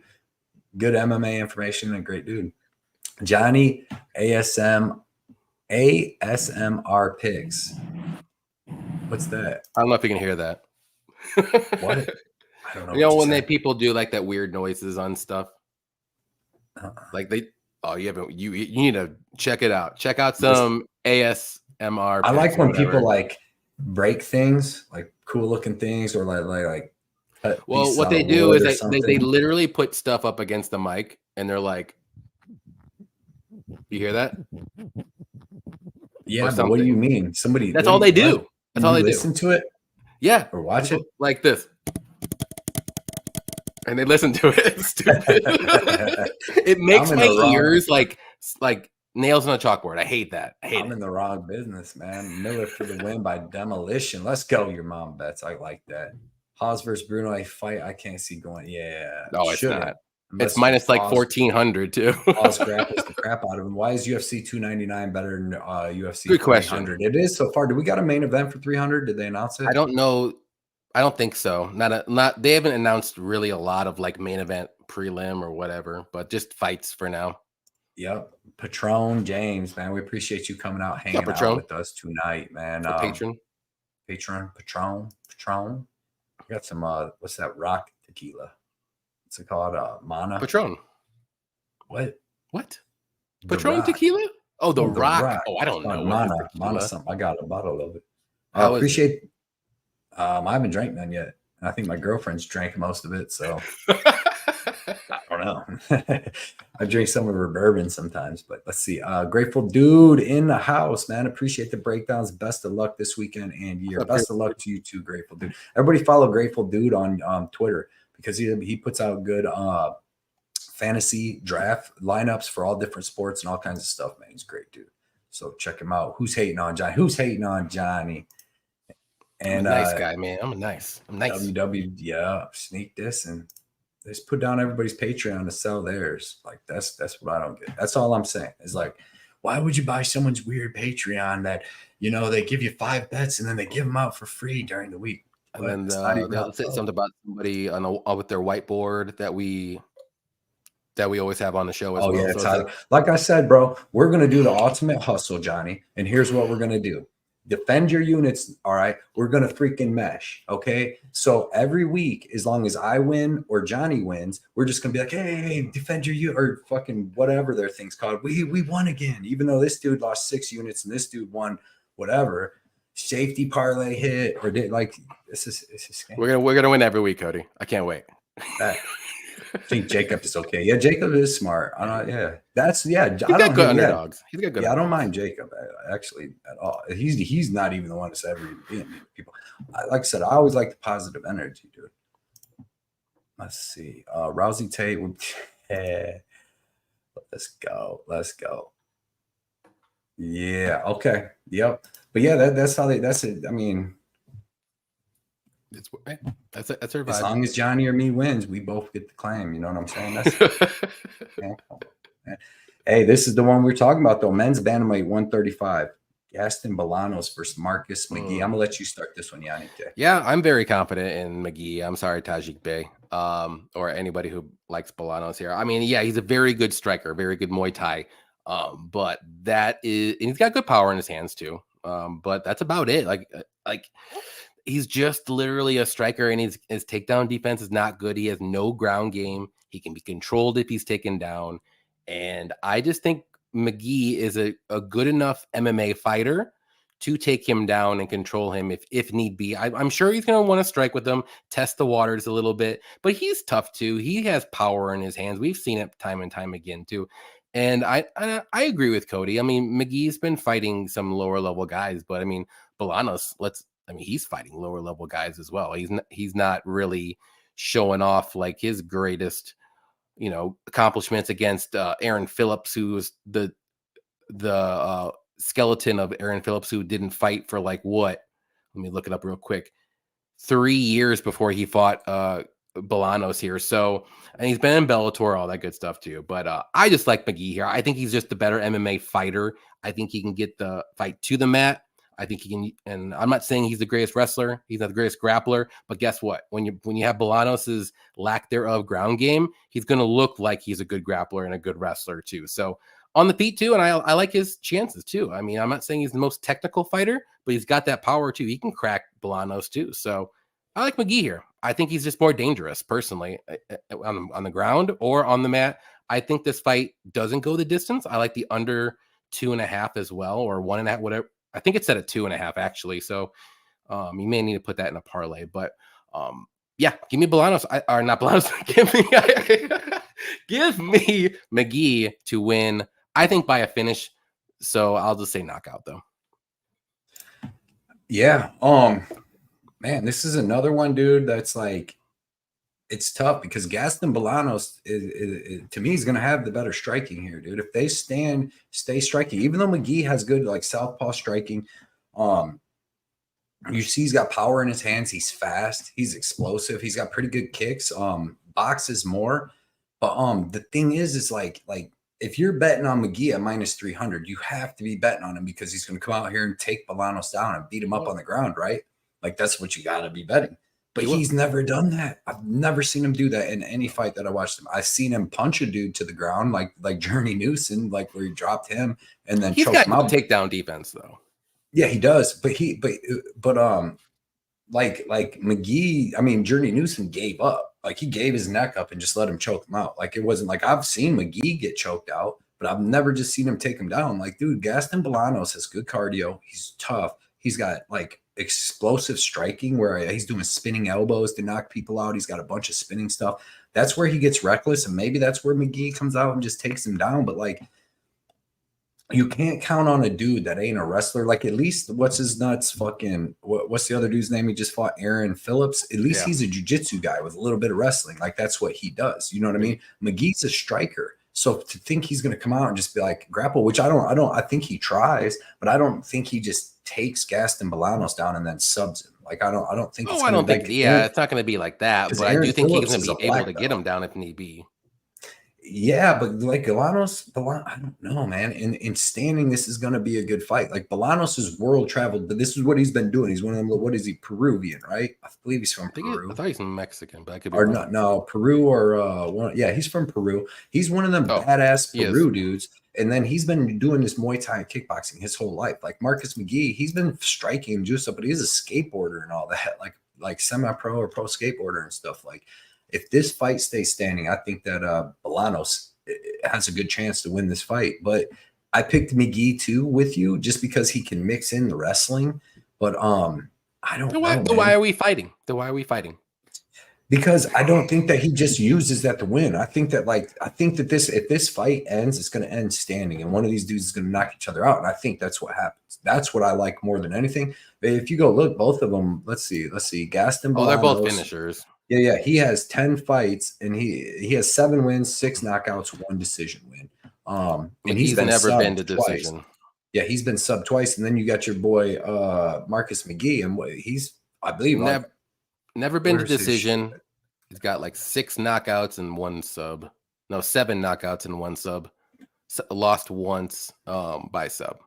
Yeah. So he's got no decisions. And he hits hard. He's very explosive. Both of these guys are. So like I think one of them hits one of them at some point in the small cage and puts the other one out. You know, they're both knockout guys, even though they both really, I don't think neither one of us been knocked out, but I think they both hit so hard and are so explosive that one catches the other at some point in this fight. So we're both on McGee, but I don't blame anybody picking Bolanos because like I said, I watched McGee shit and I just don't see him ever coming out taking people down. Like that's just not his game. It's like, who's the last fight that was like that? There was another one, but anyway. He is that MMA lab though. I just want to throw that out there. It's training with O'Malley and them. Them dudes ain't wrestling. I mean, it's a good gym. So yeah, but them dudes are striking. But yeah, man, no, it's I think it's just gonna be better the fight than most people think, especially because like McGee, all this hype to make him minus 300, right? Because Bolanos ain't been beaten a long time. He does have them losses in Bellator to bums, but it was a long time ago. But McGee, like he beat Journey Newsom and JP buys. You know what I mean? Like we can't. I don't know if we can put that. Much. I would put Journey Newsom above Aaron Phillips. At least. Maybe. And mind you, Bolanos got 3 years removed from a fight Aaron Phillips. And that's even worse than a normal Aaron Phillips. Yeah, but we're not like bolstering up Bolanos over that win like we are freaking McGee, because McGee's fought other lower level dudes on the regional scene too. So it's just tough. It's just I hope this fight stays standing. I hope these dudes just smash. I like the under 2.5 in this one in that small cage. I think one of these dudes are so explosive and they both hit so hard and they both finished KO. I mean, hey, we agree on both. Let's put it that way. McGee could get the sub maybe because Bolanos club and sub twice, so maybe something like that. Solar Warden said Angelo still butthurt that my math equation picked Bobby King over his boy Nick Newell. Oh, the one-arm dude. Yeah. It was the most hilarious thing ever when the judges' results were given. He's salty. Weird feeling McGee gets cracked. That's not a weird feeling. That can happen. Bolanos is a tough dude, man. I think they're both tough. Let's be honest. Yeah. This fight is a bit under the radar. It's going to be an awesome one. Definitely, Saba. You ain't lying on that one. What's good, Darowitz? What is up, man? He said, Happy New Year. Happy New Year, Darowitz. Appreciate you coming out, spending your Tuesday night with the Defend Your Unit gang. Thomas Hewitt McGee beat JP Buys and Newsome 265. No thanks. Yeah. All right, guys. Once McGee goes out there and just gets that finish. I like both these dudes. Like you said, they're both tough. And I like McGee does the cooking and stuff on Instagram. I follow him. I like him. I just need to see him some more high level. McGee wins inside the distance, and Bolaños is kind of trash. All right, Carlos. Me and you, man. Same page. The record says trash, but the record is because he came into the Bellator and was fighting them dudes like before he had any grappling experience. This dude was in Peru. He doesn't even still have any grappling experience. Warriors. So that's the thing. It's getting better. Them were years ago. It's getting better. Let's see. There will be blood. He'll block you next week when you say something he doesn't like. You guys are still newish. Yeah. Who? No way. Anjaho. Let's see. You can block me all day. I don't care. Is no mentioning he keeps showing a Yahoo in a can. It's a beer flavor Yahoo, and it's actually chocolate milk in a can. Stop the fight talking. Yeah, that's how I roll, bro. I love Yahoo. I'm drinking. They're my daughter. I didn't even know you were drinking. Yeah, bro. Shout out Yahoo. I fucking love Yahoo. Man, come on. I'm a real man, dude. I got Mountain Dew right next to it. That's the weirdest combo ever. Mountain Dew and Yoo-Hoo. Yeah, because all right, the backstory to that is I poured a Mountain Dew, and then my girl was like, "Here, did you leave this Yoo-Hoo in here?" So I'm like, "What?" And she brought it in. I started drinking this Yoo-Hoo, and then I'm like, "Damn, I got a taste for that." And then I didn't want to chase it with the Mountain Dew, so I went and got me another Yoo-Hoo. I ain't driving nowhere tonight, Johnny. I ain't driving. Shady Weewa Picks can cook their dicks for a very small deal. Kiwi Brew, Johnny not taking the striker. What could go wrong? Exactly, Johnny. You can follow your own rules, man. But I'm not torn on this fight. If I'm torn, I go the striker for sure. Okay. That's 98% of the time. There was one time I went the wrestler and it backfired on me. Bryce Mitchell, thanks, you fucker. 60% of the time, it was 100% of the time. Gaston Blomdog ain't lying, but Gaston's live here. It's gonna be. This is like Saba said too. This is a low key banger fight on the card, man. If Bolaños had knocked out Phillips, maybe, but if you can't finish him, you can't finish McGee. That's what I'm saying. That's very good. Thank you, Pickham. McGee is an animal. He's explosive, hits hard. Douglas L, what is up, man? Appreciate the super sticker, bro, man. We really appreciate the dono, keeping the lights on. Appreciate you, Douglas. Yeah, and coming out, hanging out all the time, dude. Let us know your best dog. There ain't many dogs that can hit on this. I know, man. I tried real hard. Yep, telling you all next week and new. Don't he loves that. He just don't like American champs, bro. Saba he don't like him. McGee picked 91% on Tapology, tells me he's the sell here. He's live, baby. He's live. Let's go. Gaston KO stemming from need. Because Gaston's got, dude, this is going to be a good fight. And in a small cage, these dudes going to go at it. Under 2.5 parlay piece, guys. I love I'm telling you. Smash it. Please wrestle Mikey Marcus, please. It would make it so much easier on yourself. Yep. Ethan Richards in the building. So what's up, boys? I have faith in Semmelsberger this weekend. Okay. We went over that. It was like back and forth. Hopefully he gets that fight IQ situated this time, because the potential's there. It's just up here. Right. I can't trust him nor him and Phil Hawes. Like I've been on Phil Hawes. Dude, Phil Hawes on paper, I want the better smash fighter. That plus money right now. I'm a dude. Like in the end, I want logic on my bets. I want the better fighter in the fight, right? I don't want the dude that has the knockout chance. Like, well, he's got a puncher's chance. I want the better fighter, but man, sometimes you just got to walk away, break the wrist, walk away. Because that's one fight right there. Semmelsberger and Hawes, man, not laying that price. Dude, I can't believe that Chris Curtis knocked out Brendan Allen like that. I was thinking about that the other day because I was watching him knock out Phil Hawes. And I'm like, damn, he did Brandon Allen like that too. And now I think that Brendan Allen, what would the odds be if Curtis and Brendan Allen fought again, right? He was like, Brendan Allen was like minus 350 the last time. Would he be the same? Probably minus 350. I think he would. He just, I don't know. You mean Brendan Allen versus Chris Curtis if they fought again. Oh, yeah. Yeah, Allen would probably be a higher favorite now for sure. And I would say like 400, 450 because he's been on a roll. Not even in a safety parlay. Shady, come on, man. Safety, baby. Come on, man. Sheesh. There's no safety in this game, man. AJ he's one of my most confident picks of the card. Letting you guys know. McGee? Yeah. Okay. Not my most, but he's one of them. Okay. How many you got? 10. Two. Van is my most confident. Chocolate milk. I mean, I don't even know if it's milk. It might just be like chocolate flavored water. It's good though, dude. I was laughing. I was like, "What the hell is this, man?" And I don't even know. I don't even think we've disagreed on a fight yet. Have we? I didn't watch your stuff. I don't watch your stuff until we do our videos, which I'm glad now that it's earlier in the week because it's always hard to wait like 4 weeks or 4 days. I'm sorry, not 4 weeks. I was at work and I didn't get the comment, bro. What's up, man? Why are you talking this smack with the Dante Mays Orlowski during your breakdown? Bringing up Cody's. Oh, I see. I see you watch mine. Yeah, I'm like that. I'm a good friend, supportive. I tested you. You know I don't watch your stuff until after. I know because I mention you all the time, and you're never like, dude, you called me a turd or any of that stuff. You never give me none of my props, man. Oh, my areas, guys. That's why you're the best. Exactly. Has Bryce woke up? Yeah. I love that under. Gaston was 2-2 in his last 4 Bellator fights. But then and he lost the lower level, but you got to understand that was right when he came into the MMA game, and he's had like 3.5 more years since then, and it's developed a little bit. But I agree that Marcus McGee would probably finish Aaron Phillips. So, how many finishes you got on this card? I'll say 8. What up? I was gonna say 9. Everybody follow Herb Dean, the Gold Standard, on Twitter. He's been putting out some good fight predictions, breakdowns on fights, bets, all that stuff. So check out Herb Dean, the Gold Standard. Hell yeah.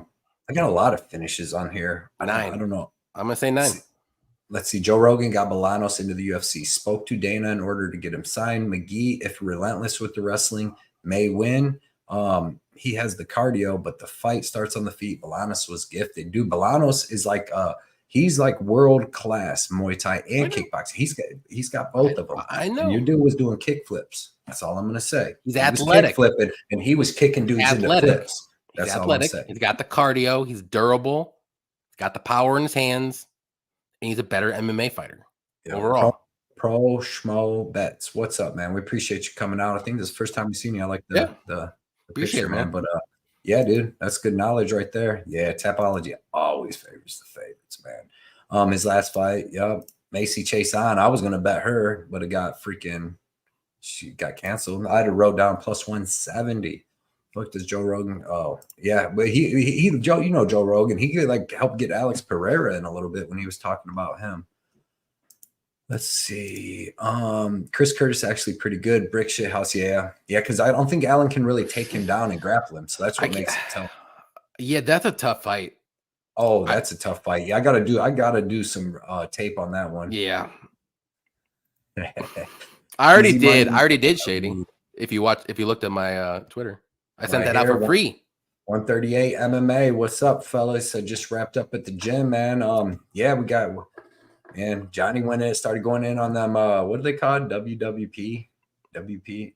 WW. Yeah, WWP guys. Because that's what started. They went in on our dude, man, about the whiteboard and all that. But shout out 138 MMA. Appreciate you coming out tonight. I just ordered me a shirt. He's got some new merch, man. You guys got to check out his video. He does a lot of stuff with like World of MMA 5, and then he's got his new merch, and then he does great breakdowns. So everybody check out 138 MMA. Obviously, we'll be definitely getting him on a show in February for sure. But everybody check his stuff out, man. He puts in a lot of time, a lot of work, a lot of everything, and deserves to get some good stuff, man. He's always supporting people in the community too. Anthony W in the building said, yo, what is up? Ethan said, I'm slightly worried about Cop. Sometimes he gets reckless on the feet, but who knows how Nikolai's going to look after it. And Cap is so durable. That dude's one of the most durable little mofos on this earth. I'm scared about that fight for Cap. blood. There will be blood. You two are a breath of fresh air. Appreciate you both, and we appreciate you too, especially with a great name like that. That's one of my favorite movies. Do you ever seen that? No, I drink your milkshake. You never seen Daniel You got a Day-Lewis? milkshake on your table right now. I love that movie. You never seen it though, bro? No, That movie's badass. They're like, I'll check it out. It's showing you how they was getting oil way back in the 1800s, bro. Like crazy stuff. That show is bad. And Daniel Day-Lewis, one of his best roles too. Yeah. Bautista by decision plus 350 was tempting. Yeah. Yep. If it goes to decision, there's only gonna be one winner. I'll tell you that. Yep. Layer Cake Discord, baby. Let's go. Link is in the description. I got to put the new link, and I got Johnny's some of his links in there too. Yeah. Let's see.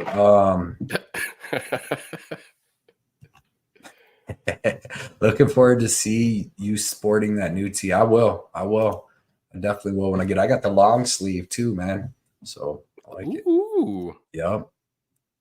Johnny K, watch there. Will be. Dude, it's so good. It's so good. Is it a movie or a series? Yes, it's a movie, and it is probably. I mean, no, I think it won an Oscar. You know what I mean? It's a pretty good movie. It's worth. Most of those Oscar movies are they're above my pay grade. I love him though. I love Gangs in New York is one of my favorite movies of all time. Watch There Will Be Blood. It's freaking awesome. I'll have to check it out. Daniel Day-Lewis, Bill the Butcher. One of my favorite movies of all time. I was looking at the Bill the Butcher paintings. I don't know why I never got the one. I love it. That's one of the best movies ever. Anyway, it's just crazy.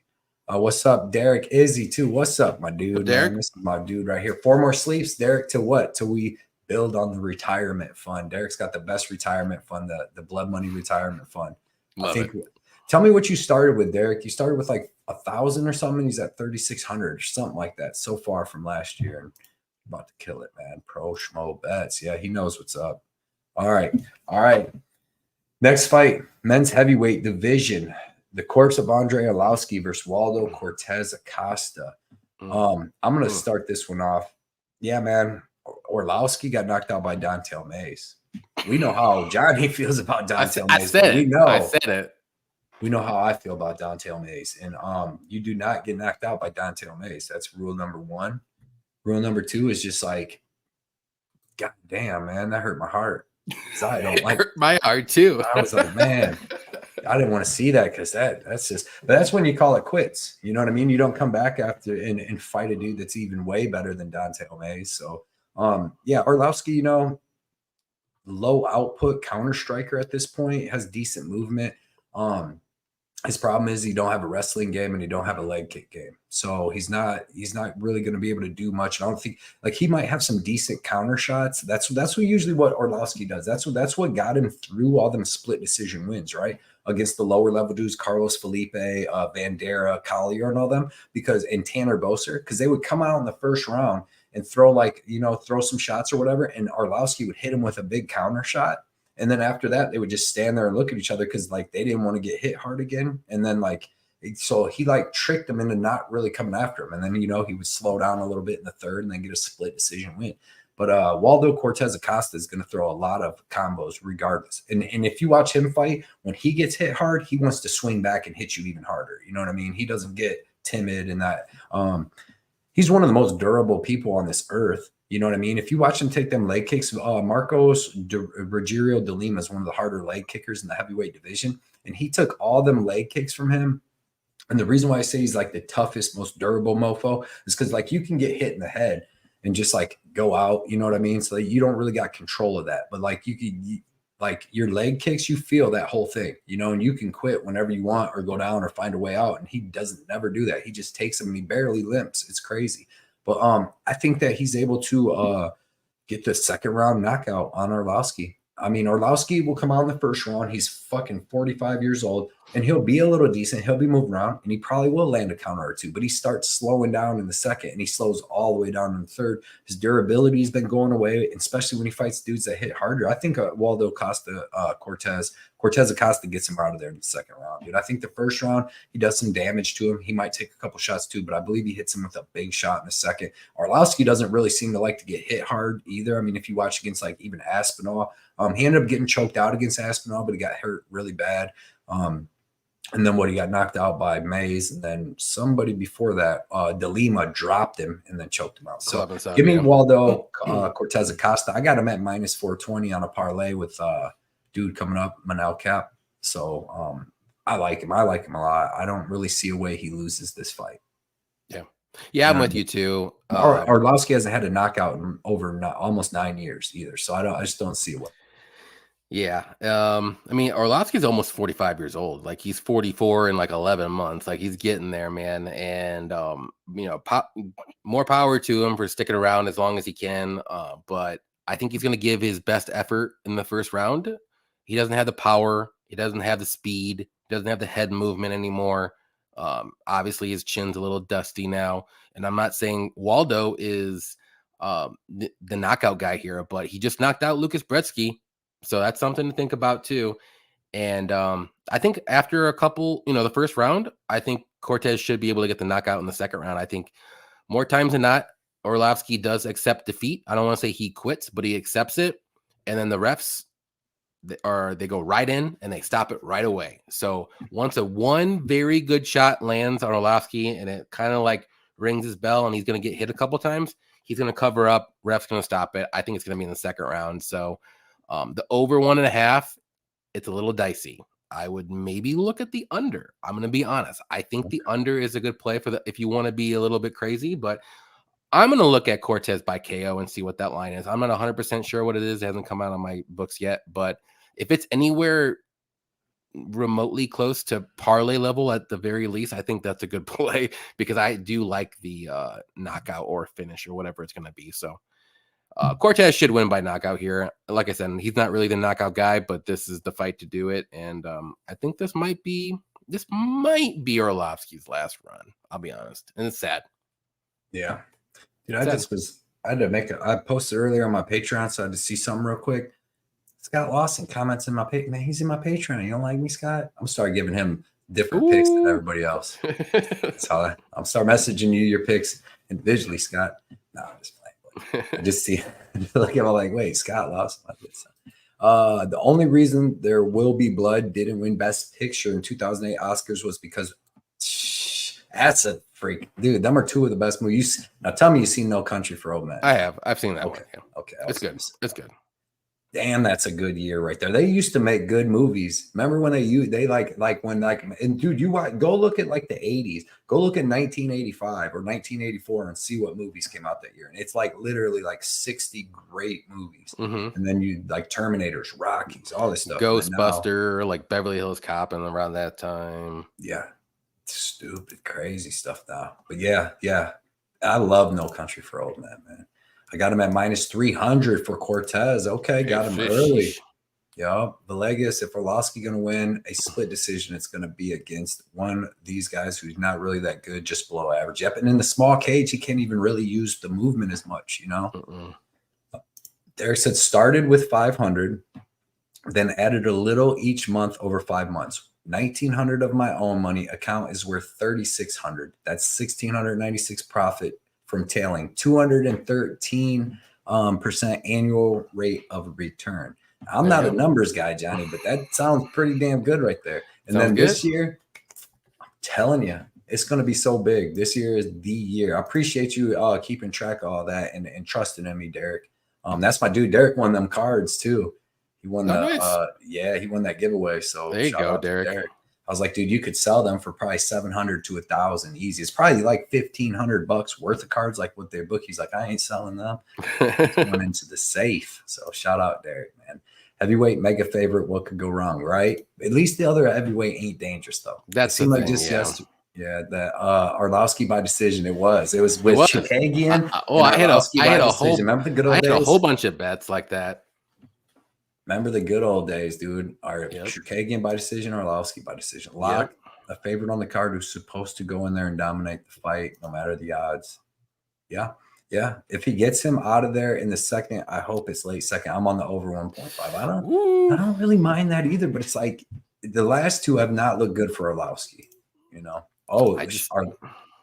Shady, you argue on Arlovsky this week, or are you just saying he's been cashing it? I think UFC pays him very well. each fight, whether win or lose. Yeah, dude, he's probably getting $1 million just grandfathered in. He's been fighting since the early 2000s. Bro, listen, if I can ever tell anybody in here, if you guys want to go down a freaking cool ass rabbit hole, go look at the documentary. What's his name? Deaton, Vyacheslav Deaton.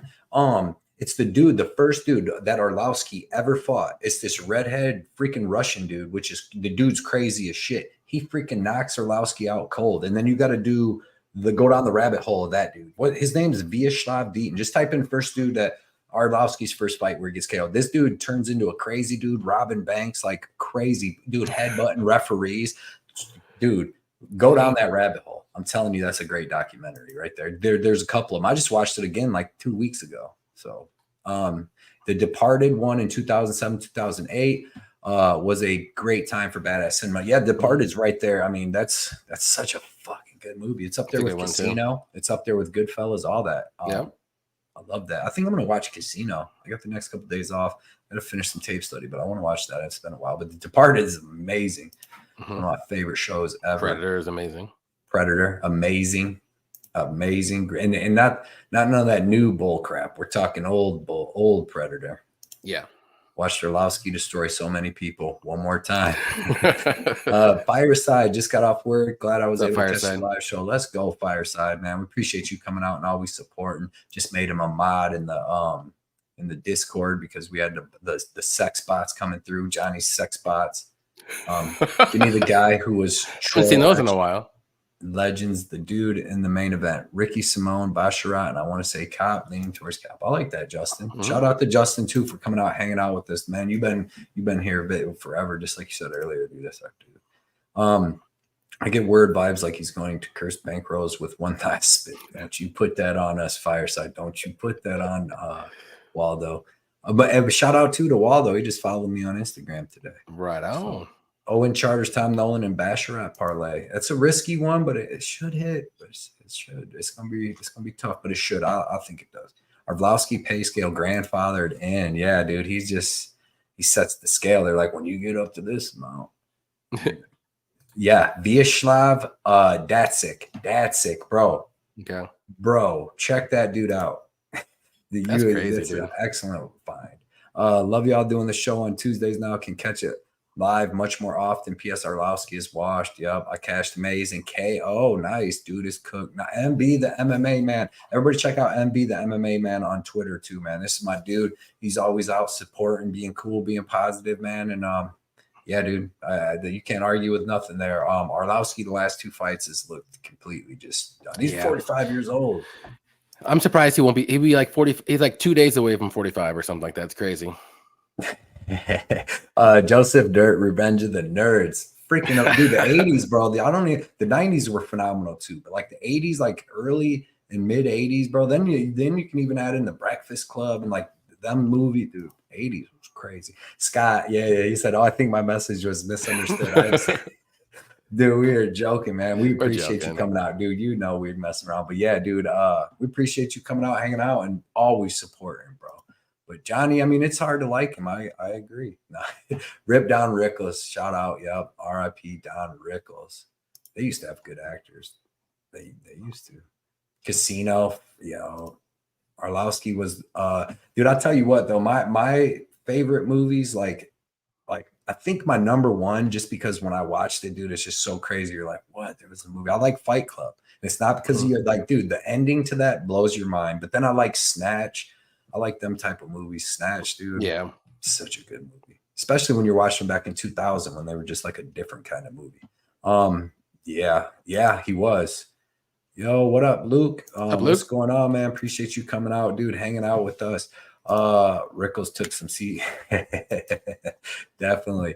I like Cody. He needs his own like button. The Miller Lite guy is suspect. There we go. I like the other one. I like the other one better. That was way better. That's the Scott I know. Let's go. You're back in the loop. Let's go.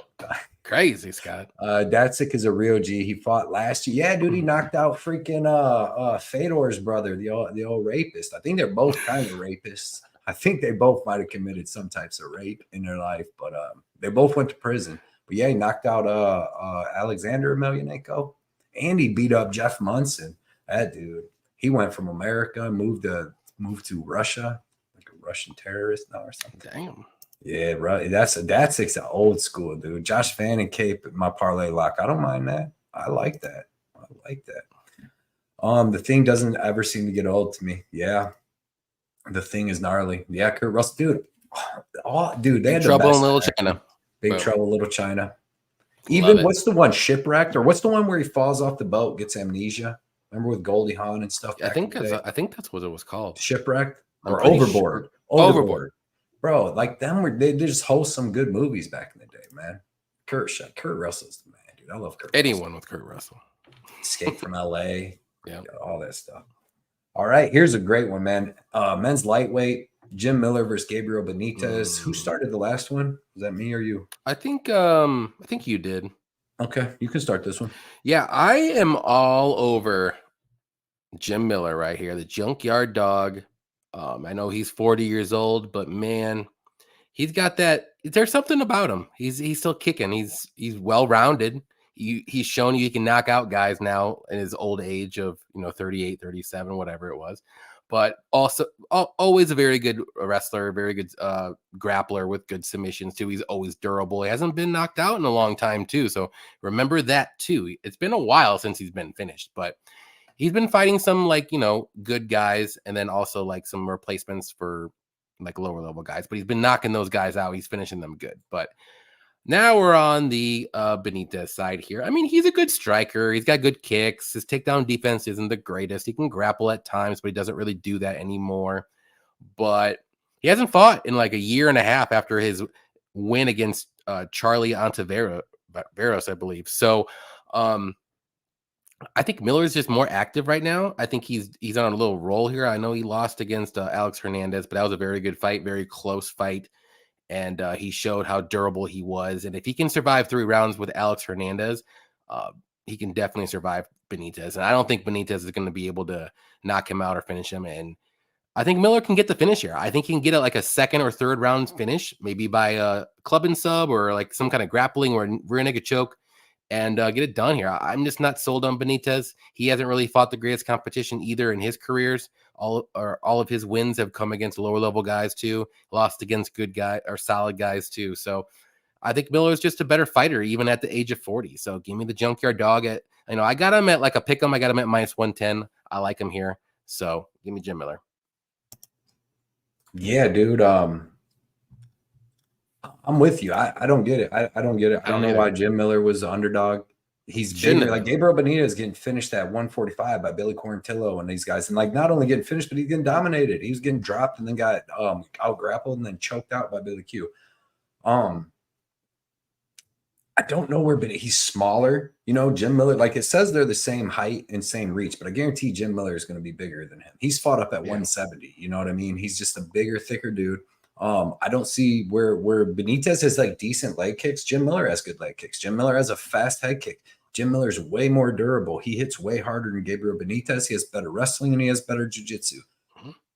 He has just as good, if not better, gas tank since he came back. Like Tyler, I know my dude Tyler said too on 138 MMA that Jim Miller had the Lyme disease, dude, and fought through that forever since he came back. Because he did there for a couple of years, man. He started getting tired in the middle of the second, towards the end of the second, would just gas out bad in the third. But you've seen against Alexander Hernandez, who I bet Jim Miller then too, and I thought he won that fight. I thought he won the first round. I thought he won the 3rd round. So I don't even fuck them judges. That's what I said. But so. I mean, I think Jim Miller can club and sub him. I think Jim Miller could even try to wrestle him. I think Jim Miller wins this fight. He's getting a layup here so that he can get into UFC 300. And that's why I said that in my breakdowns too. I'm like, what better way he wants to fight in UFC 300 is to come out here, get a win, and just ride the coast to 300, whoever he fights. So, yep. Yeah. So yeah, man, I got Jim Miller. I bet him at +110. That'll be the bet I'm dropping tomorrow. Yeah, dude, it's going to be excellent, man. Jim Miller, Gabriel Benitez never beat anybody good in his entire fucking career. Go look it up. Give me a good win. Humberto Vanderlei. You can't. Charlie Ontiveros. Who else did he beat? It's Sideshow. That's what basically what it was. Yeah, Sideshow Bob. who made him, bro? He's number 101 lightweight in the world. Jim Miller's number 41. Like they're only making, and there's rankings for a reason. There's 60 fucking people in between these two dudes, and somehow they came up. And the thing is, these guys were supposed to fight a couple months ago too. Like this one, Jim Miller knocked out that one dude, bro. Jim Miller's hands are looking nice. Jim Miller's kicks are looking nice. Jim Miller's wrestling, everything. Like he's good. Benitez is not durable. Let's look at this real quick. Well, here, I don't even gotta look because I write this shit down. Never beat a good fighter. 6 finished losses. And he's a finisher too. I actually like the under in this one. I really like the under because they're in the small cage and both these dudes go for finishes. Both of them got a ton of finishes. Jim Miller's finished like 20, 26 or something like that out of 30 wins and have finished a lot of them recently. And then Benitez, same thing. But I think Jim Miller finishes this fool. And I like Benitez. He's an all right guy, family man. But A10, I love Jay. Dude, that's another thing. Go follow Jim Miller on Instagram. Dude's hilarious, man. He's got a great Instagram. I've been following him for years, probably before I even started this. So, yeah, man, I got Jim Miller. I got him by sub. I'm going to say club and sub, but it could just be a KO. I've seen Gabriel Benitez get knocked out cold a couple times, dude. David Onama sent him to the further. There's a lot of stuff. Tyler 138 said Fight Club is one of the few movies where the movie version is better than the book, in my opinion. For real. Like, dude, the ending blows your mind. You're like, what? Like, he was both people, So, yeah. Shafiq ain't lying. Pulp Fiction masterpiece. Yep. That's up there. All one of my favorites. Reservoir Dogs. Yeah. Tarantino with Reservoir Dogs, but Tarantino and Guy Ritchie. That's my, and then Scorsese. That's my favorites. Or that new Tyler Sheridan, even though I haven't watched Yellowstone and stuff. I'm about to start watching with my girlfriend. I know that's got to be good because that dude, bro, go watch Hell or High Water or Wind River. Freaking phenomenal movies, dude. Hell or High Water is great. You ever seen that with Chris Pine and Ben Foster? No. Jeff Britt. Or do you guys see my paintings up there too? I got the dude, and then I got Fear and Loathing. I'm gonna have to move these around sometimes so I can have all of them in there. And then I got Back to the Future, American Psycho is good stuff. But let's see, A10, let's go. Taken 1, Taken 2, Equalizer. Dude, you guys know what's even better than them, and I love them movies. And then John Wick 1, Man on Fire. Training Day, though, but Man on Fire with Denzel. Remember that, dude? How good that is with the voice? Yep. That's crazy. And then Training Day, bro, as hard as it gets. His name is Robert Paulson. No, that's Angel, what's up? Angel said Jim Miller goes out with the win. I like that. I agree with that. He ain't going out though. He's gonna continue. and I wonder who will fight at 300. That's where I think they may give him a pretty good opponent. We'll see. Yeah, it's gonna be an older dude. It's gonna be a fight like that.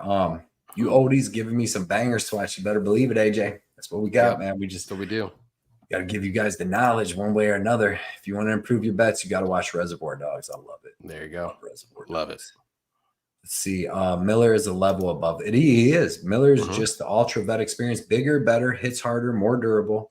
Yippee said, shout out to Blood Money and Johnny K for bringing the dedication and entertainment. Smash that like button. Hit subscribe and let's keep the fight game strong. Let's go, Yippee. Let's go, Yippee. One of the most positive dudes in this game, dude. He's always commenting, leaving him positive stuff, and we appreciate him coming out, bringing the good energy. And that's going to get you good bets and good everything all year, Yippee. Appreciate you, bro. Mowgli is a tough son of a bitch. Fight of the night for sure. He is. He's tough. I just don't like his durability here, but he is tough. He hits hard. Good kickboxing, even though he's at American Kickboxing Academy. But man, he's older too. Both dudes are old, but man, be some decent line movement on Miller. Yep. Plus 110. I think he's minus 120. I think he's minus one. He's minus 130, minus 135 now. He should be minus 170. He should be. I said that from the beginning. John Wick, all 4 good. Yeah, definitely. Super Bad's hilarious, dude. Lock, Stock, and 2 Smoking Barrels. Another Guy Ritchie. That one's awesome. Rock and Rolla, The Gentleman. Dude, Snatch, Lock, Stock, Smoking 2 Barrels. Smoking Aces is a good movie, too. I know it's not the same director, but it's pretty good. CJ got Jim Miller at plus 105. Yep. This guy, 138, watched Taxi Driver, and now I think, hey, he got the haircut now. Yeah, exactly. I saw Oppenheimer. I didn't see the end yet, though. I've watched like 3/4 of it. Okay, I haven't seen it yet. We were actually thinking about watching it one night.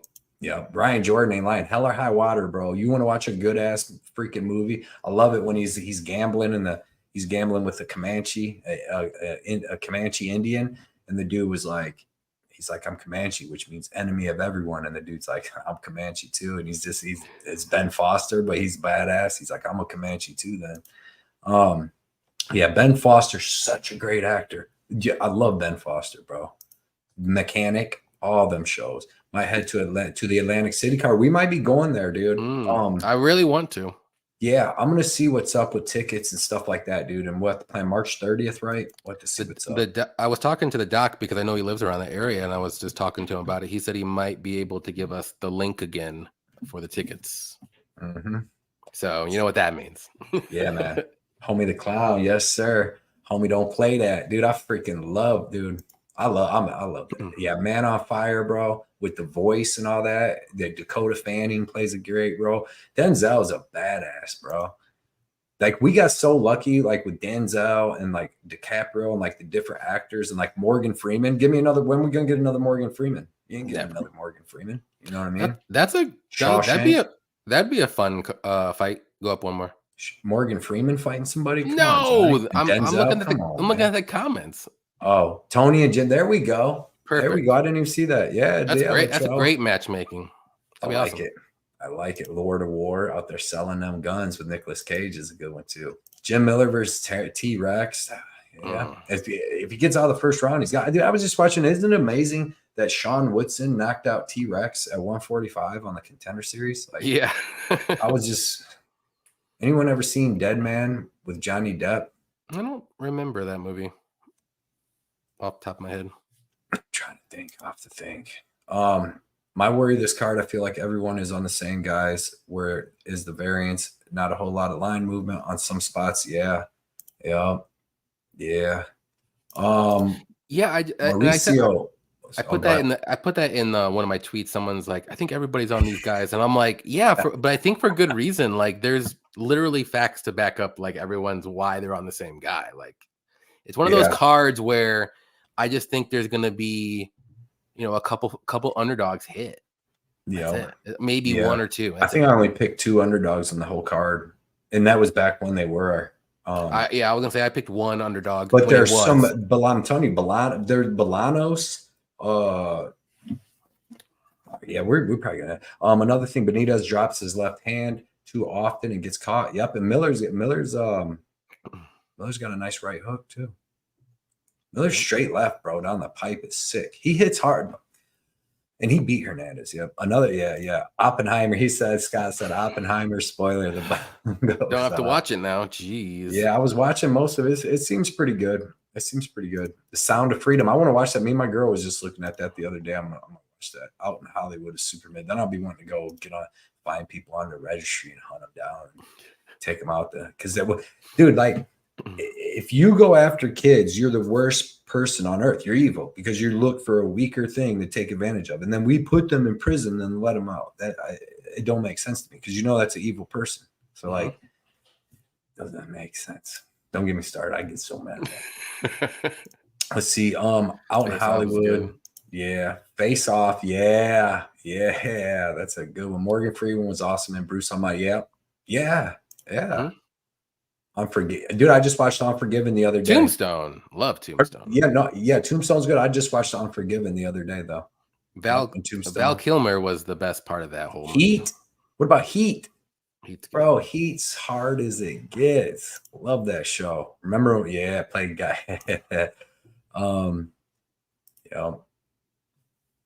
Let's see. Wayne's World. Only 1 or 2. Yep. Love Wayne's World. Yeah. Let's see. Black and white. I have to see it. That sounds good. All right, boys and girls. Phil Hawes, Bruno Ferreira. Quick breakdown. Phil Hawes, to me, is a better fighter. He's bigger. He's got 5.5 inches of reach, 2.5 inches of height, or 2 inches of height. He's going to have the better wrestling, better cardio, better technical striking, and then, bigger, better in most places. Should be able to control the fight and win the fight. His problem is he likes to throw combos, and he's fucking good at striking, so he'll be throwing his combos and stuff. gets real comfortable and then gets caught in the middle of one of these long combos, just like you did by Brendan Allen, Chris Curtis, all these guys. Ash Kebab. What was that dude's name? What's the other dude's name? Alaskarov or whatever. Yeah. But Alaskarov. So, and then Bruno Ferreira, man, if you watch him, he's constantly switching stances. He's throwing power. He throws heat. He's got decent wrestling and he's got okay BJJ. You've seen against Gregory Rodriguez, they had a couple decent at least one good little scramble there where he was able to get off his back, get up real quick. So, but then he looked like he was kind of slowing down in that fight. He was on short notice. Then he was able to land that straight left. You know, he switches stances so weird, and that's what catches guys. But yeah, dude, this fight, like I'm saying, this fight and the Semmelsberger fights, like if you're betting on them, unless maybe like the under in this fight, like you're more gambling than betting because who knows what's going to happen in either one of them fights? Because I just feel like almost all the people are untrustworthy at this point. But yeah, for this one, I guess, man, I just can't trust Phil Hawes no more. He's the better fighter and all that, but I'm going to say Ferreira gets him just because I've just seen it too much. I cannot put my faith in it. He's fought power punchers, though. It's not like he's getting knocked out by nobodies, but Bruno Ferreira has finished all 10 of his wins. He's never had a fight go over a round and a half. My only worry is like he comes out and like Phil Hawes like starts clinching him and grappling him up against the cage, kind of like he did Nasruddin Imavov. And he basically did that with Imavov for most of the fight, landed a couple little takedowns. He did it with Dawkins too. So maybe he comes out and finally realizes like I shouldn't be exchanging shots with these dudes. Let me use my freaking JUCO national championship and stuff like that would probably be the smart thing to do. So give me Bruno Ferreira just because I think that, he could be getting beat up till he's not and he just catches Phil Hawes with the shot. I can't do it no more with Phil Hawes. You see him get hit, dude. You can see it in his eyes when he gets hit. So, you're just like, he's like, oh, it's not there anymore. He's going to get hit. It's a fight. So it's like, let me get Bruno Ferreira, but no confidence because I don't really trust that dude either. You know what I mean? So there we go. Yeah, same with me. Everything you said, I think Phil Hawes on paper is clearly the better fighter everywhere except his chin. And Bruno can hit like a truck. We've seen it against Gregory Rodriguez. If he can do that to Gregory Rodriguez, he can definitely do that to Phil Hawes, guys. So I just think it's only going to be a matter of time. Like Phil Hawes might be looking good in the first round, but I'm telling you, I just don't trust his chin anymore, unfortunately. And you can't. Like, I don't know how. And maybe if he was plus like 250, I might be able to trust it enough, but not at plus 100, minus 105, whatever it's at right now. So I think Bruno gets that knockout eventually. It might not be in the first, but it could be in the second. And if this fight gets to the third round, it'll be dicey. Maybe it may be. And if you're going to play Bruno, you're going to play him by KO because I don't see him winning decision here. You know what I mean? I don't see him winning minutes. I just see him having the bigger moments. But yeah, Phil's going to be winning the minutes. He's going to be wrestling, and that's why the fight extended. But dude, the problem is Phil could come out here and chin him too. Like Phil dropped Alaskarov. He dropped him right off the bat. Bruno Silva went to sleep off a straight right from Ruzy Finger Butted. Why'd they do that to him like that, man? This is slight variance fight on the card. Phil Hawes is tough to back. Bruno unproven and Rodriguez stopped fighting out of nowhere. Yeah. Mm-hmm. It's a tough one to call, man. Hawes got this. That's good confidence. I don't know. I'm staying away from betting it, but I can't. Like, if I wanted to, like, I wish the line was better because like it's a pick 'em. Yeah. And I'll go with the guy who's more durable at this point. He just needs one punch. Yeah. All right. Next fight, men's bantamweight division. Ricky Simone versus Mario Batista. Who started last one? You did. I did. Oh, you started this one. Yeah, very good fight here. Simone's a very good wrestler, got good takedowns. He does have power in his hands. He's not really known to be like, the most technical strikers, but he got very good cardio. He's durable too. He has been rocked a couple times here and there, but against pretty high level guys though.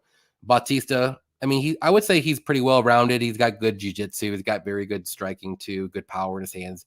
He likes to do those flying knees and spinning attacks, all that good stuff too. But I think where the key in this fight is the wrestling of Simone. And I just don't think Batista is going to be able to stop all of his takedowns. And his takedown defense, Batista's takedown defense isn't all that great either. So, but he does have good jiu-jitsu, like I said, so he can probably stay safe off his back. But I just don't think he's gonna lose minutes that way. And Simone should be able to out wrestle this guy for 3 rounds. And on the feet, I do think it's fairly close. Maybe a slight edge to Batista, but I just don't think Simone's going to take this fight or keep the fight on the feet. He can dictate where he wants this fight to go. Bautista can't. So I see why people like Bautista. I think he may be the more dangerous guy in this fight, but I lean Simone because I do think he is durable. Like I said, I think he's got the better wrestling, and I think he's going to out wrestle him to a decision win here. So I like Simone to win. I mean, when I did my breakdowns, I wasn't as confident as I am now. I think the more and more I think about it, I think Simone gets this one done. I think it's just a bad stylistic matchup for Bautista. I like him as a fighter, but this just isn't a good matchup for him, and this is a very good matchup for Simone. Yeah, man. This is gonna be a good fight. One of the better fights on the card outside of the co-main and main event coming up. Ricky Simone, dude, relentless wrestling. He's got good boxing too. He's got good power in his hands. He's got good leg kicks. His striking's like come a long way since he first came into the UFC. Even though it was always okay, his strong suit's always been wrestling and grappling. You know what I mean? And he pushes a crazy pace. He's got good jiu-jitsu. He's one of the wrestlers, when he gets you to the ground, he's got good ground and pound, good control, and good jiu-jitsu. He's got a good arm triangle. He's got rear naked chokes, all that stuff. And good power in his hands. Like, you've seen him drop Jack Shore and then choke him out. And then you've seen him knock out Rafael Sunsao, which ain't the easiest thing to do. And he's just well-rounded, and he's good. He's like a top 7 guy, and a legit top 7 guy. He's going to be, a lot of the dudes in the division. He's got to win over Merab Dvalishvili. Yep. Mario Bautista, he's a little bigger. He's got a 3-inch height advantage, and Simone actually has 1-inch reach advantage. But Bautista's gonna be like tall, longer, skinnier dude. Simone's short and stocky. Yep. Bautista, I thought he lost to Blackshear. If I'm gonna be 100% honest, like when that was a close fight. When they called 30-27, I thought it was Blackshear all day, because I thought he won the first round kind of clearly. Like, Blackshear kind of beat him easily in the first round, in my opinion. But Bautista, he's got pretty good striking. He's got decent punches. He's got good flying knees. You've seen against like Miles Johns. But before he hit that, that was a close back and forth fight. He's got pretty good wrestling. He can be taken down. Like, I've seen him take Guido Canetti down. I've seen Guido Canetti reverse it, pick him up, and walk him across, slam him down. So, I mean, he can be taken down too, but he does have good jiu-jitsu. If he's able to take guys back, so you've seen him choke out guys, but he's fought the lowest level of competition in the world, other than like when he fought Sandhagen, you know what I mean? And he got finished there. But other than that, dude, he's beaten Guido Canetti and Benito Lopez, and let's see, Damon Blackshear, Brian Kelleher, Jay Perrin. On short notice. I mean, Blackshear is a good win, but it was short notice. Yeah, 6 days. And then he got knocked out by Trevin Jones. He just got a little reckless there. But like the Jay Perrin, that was like kind of a close back and forth fight. Like, he won, but that was like a short notice fight too for Jay Perrin to get in the UFC, I'm pretty sure. And it was Guido and Benito. Oof, those are rough. Easy. I just think that Simone. Yeah, I think Simone's kind of like, I think he's got the better boxing with more power. And then I think that he's going to be able to get his wrestling going here. Like, I really do think he's going to be able to land the takedowns. Like, this ain't Yadong Song. You know what I mean? Usually when Ricky Simone wants to take somebody down, he's able to take them down. And he can rinse and repeat. And then also he can do that for three rounds easy. You've seen him go with Merab Dvalishvili and choke him out with 1 second left. Or he kind of choked him until the end of the fight. But I like Ricky Simone here, dude. I don't think Bautista finishes him. Like, I don't think he chokes him out, and I don't think he knocks him out. So give me Ricky Simone by like a dominant decision. Maybe he could club and sub Bautista. We've seen him get knocked out by Trevin Jones. So maybe he could get like a club and sub. But I like Simone. I think this is a huge step up in competition for Bautista. If you look at Bautista, he's probably ranked like 21st, maybe. Look real quick. They're not even showing me for some reason. Oh, they're not. Yeah, it's not there. Just on them too. That weird fight only. But they got Ricky Simone at 11, which is weird because I would take. It's 11 and that dude they got 23. Yeah, 23. So this is a big step up. Like Bautista versus Montel Jackson would have been a good fighter, or Kyler Phillips or Yanez Gutierrez. But I feel like, just to skip all them dudes and go straight to and this is a bad, like I said, it's a bad stylistic matchup for Bautista with the wrestling. I just think that's his weakness is takedown defense, and against a very good wrestler. Like, he can probably do well against a good grappler. He can do well against a good striker because he probably has the advantages on the other side. But here with the wrestling, he just doesn't have it. Yeah, Tyler said Simone arm triangle at the end of the second. I don't mind it, man. After putting just a pace on him, I like that. Yeah, I'm He's okay got a with good that. arm triangle. Yep. Derek said flying knee is great for stopping takedowns. I hope Mario doesn't land. You better not. Now that you said that, Derek, put that bad juju on him. No, Simone minus 155. That's what I got I like him at it. too. Oh, look at you. Wait, what happened? Look at you. Nothing. I'm not What gonna say happened? anything. I'm not gonna say anything.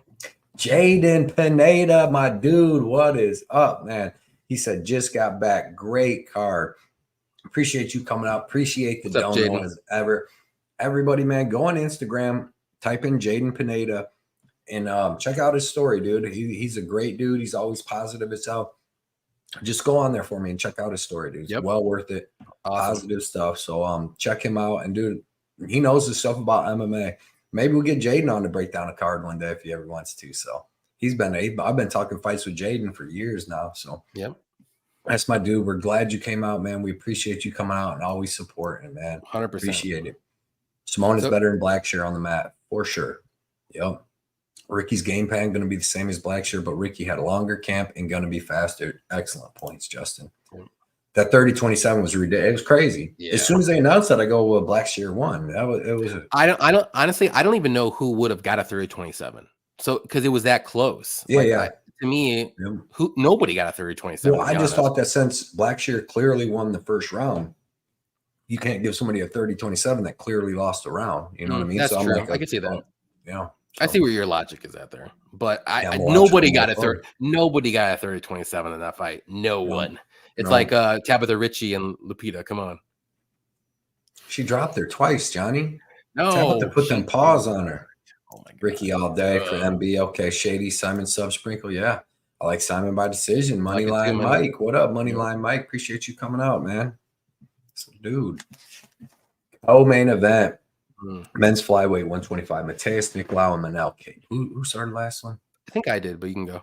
Okay. On this one, man, rematch. You know, this is the second fight. In the first fight, it was very close. First fight, first round, Manel Cage or Mateus Nicolau was able to land a couple takedowns. And Manel Cage took the first fight on short notice. He came in. I don't know if his first fight was short notice against Alexander Pantoja. He came in and fought him, and then a month later he fought Mateus Nicolau, and he came in on short notice there. So the first round was close back and forth with the striking, but Nicolau was able to land a couple takedowns. You know, got some body lock takedowns on Manel Cage. Cop, you spell it Cop. I always say Cape. I do too because it's basically spelled Cape, but we're gonna call it Cop because I got corrected on it. But like the second round, Cop hurt Mateus Nicolau, hurt him bad a little bit, you know, had him rocked, running around, and then won the second round clearly, you know, with the striking. Came out in the third round and kind of fought a little different. He wasn't throwing out as much volume, but he landed a nice flying knee at the end of the fight. Nicolau had a couple moments. It was really close. I thought Cop won that fight, but it was close. They gave it to Nicolau. But since then, man, he's really, really, really turned up the heat in his fights. He's shown way better grappling because that fight was 3 years ago, almost 3 years ago. So since then, he's obviously improved on his wrestling and grappling. He looked great against Dvorak. He's looked great in a couple fights when he's had to use it. And he's more aggressive now. You know, when he first fought Pantoja and Nicolau, he was like 1/3 as aggressive as he is now. Now he's throwing heat. He throws a lot more combos, works the body well. The dude's durable as they come. Like he took some big shots in his last fight. That last dude he fought on short notice, Santos or something like that, the dude from Brazil. That kid was tough, man. That was a really good fight. I had the under in that, and I could not believe that went over. Them dudes were cracking each other, man. But so yeah, dude, in this fight, I'm going with Cop. I thought he won the last fight. I think in this one that he's going to be able to land the even better shots. I don't really think Nicolau is going to be able to land the takedowns, and if he does, I don't think he's getting any control time this time. I think the Cop's going to in that small cage. Nicolau likes to, this is the biggest thing why I put Cop in the parlay with Waldo Acosta Cortez. Got it at minus 119 because I got Acosta Cortez at minus 420, but I just think that in the small cage, it limits Nicolau's movement. He's not going to be able to move as fast. And that's his whole game, move around, counter punch. But he's going to be probably a little more worried this time, too, coming off that knockout to Royval. So give me Cobb. I kind of think that he gets the finish here. He hurt him real bad in the first fight in the second round. And I think that if he just keeps going for the finish on this fight, that he can get it in that second or third. So give me Cobb, and I like him by finish. Yeah, I agree with everything you said. I'm on the Cop side as well. But I'm a little hesitant because I do think this could end up turning into a slow counter striker versus counter striker showdown here in a way. I mean, Cop does like to push forward lately, but he can get back into that because he might be a little scared of Nikolaev's counter striking. He's got very good counter striking, which is why in the first fight it kind of was a little boring too, other than the takedowns that Nikolaev got. But I'm gonna go with the more explosive guy who has been on a better run, who I think is also improving more so, and that's Cop too. But it wouldn't shock me though if this goes to decision, and it's going to be a close one again. And I don't know what the judges are going to say. And I have a weird feeling about this fight. Something in my gut is telling me just stay away. I do like Cop though. My head is saying Cop. My gut's saying just stay away from this fight. But I'm going to say by decision though. I like the overs. I know Nikolaev just got knocked out by Royval, but Royval is one of those sneaky little guys where he can get that knee going. But I mean, give me Cop to win though by decision, but I don't know. Something in me is telling me just to stay away from a betting perspective. Okay. I think he wins. Okay. More than McGee? No, I think McGee wins more than Cop. Okay. AJ says Cop by KO. I like your style, AJ. Yes, your style. Raw Torque got Starboy by Homicide. The press conference should be fun. He's usually fun at them press conferences. Ryan George said Cop 30-27. I think he's going to look better everywhere. I like that. I like that. Moneyline Mike says, think momentum is swinging career rise for Cop. And first fight being close on short notice. Yep, 2 units Cop. I don't mind it. I like it. Jaden said, I think Cop can fight for a belt. 100%. He's definitely, he's got the physicality, explosiveness, durability. He's looking good. Cop minus 230, 559 for Shady. I was rolling when he was talking shit to Izzy. Yep. I hope he fights like Kai Kara France. Yeah, that'll be it. Yeah, because that got canceled. Yep. Yeah. I think, his career is definitely on the uppity up, and the other one is on the downswing. Inside the distance, 100%, 0.75 units. Okay. All right. CJ, I'm staying away from the money line. This is going to be a closer fight than the line says. Cop gets my pick, though, and the over 2. Me and Carlos are on the same page. Look at this. Okay. Cop is one of the few fighters the UFC knew pop for banned substance and still figured out a way to get him to fight. There's no way they aren't pushing him. Nikolaev has to win convincingly. Yeah. That was a weird thing when he went like overseas and failed something, but then fought again. Yeah, I remember that. I really like Cop, but I wish he presses more. Yeah, it seems like he sits back a little too often for my taste. Yeah, that's what I'm hoping. I think this time, he's knowing like I can't lose again to him based off not having any durability. Octagon Outcome MMA. Boys, what's up? Watching you guys since the beginning. It inspired me to make this prediction channel. Let's go, man. What's your real name that we know you by? Octagon Outcome MMA. I like that. Everybody go follow Octagon Outcome MMA. There you go. You got to type that in, and I guarantee if he's been watching our channel, he's a good dude and he's putting out good information. Yes, it looks. I can't see that. It's too. I was gonna say it looks like Cody Garbrandt, but no. He might be Flav. See, Kiwi said, but Cape. Oh shit. Yeah, dude. He's got being a little guy. He's got a filthy little mouth on him, dude. He's saying that. I'm Connor / okay, what's up? Let's go, man. Yeah, dude. Octagon, I'm gonna check that out when I get out of here. Octagon Outcome MMA. I like it. I like it. Let's go. Goonie Tunes. What's up, man? I like it. Everybody's gonna have to check him out. Main event time.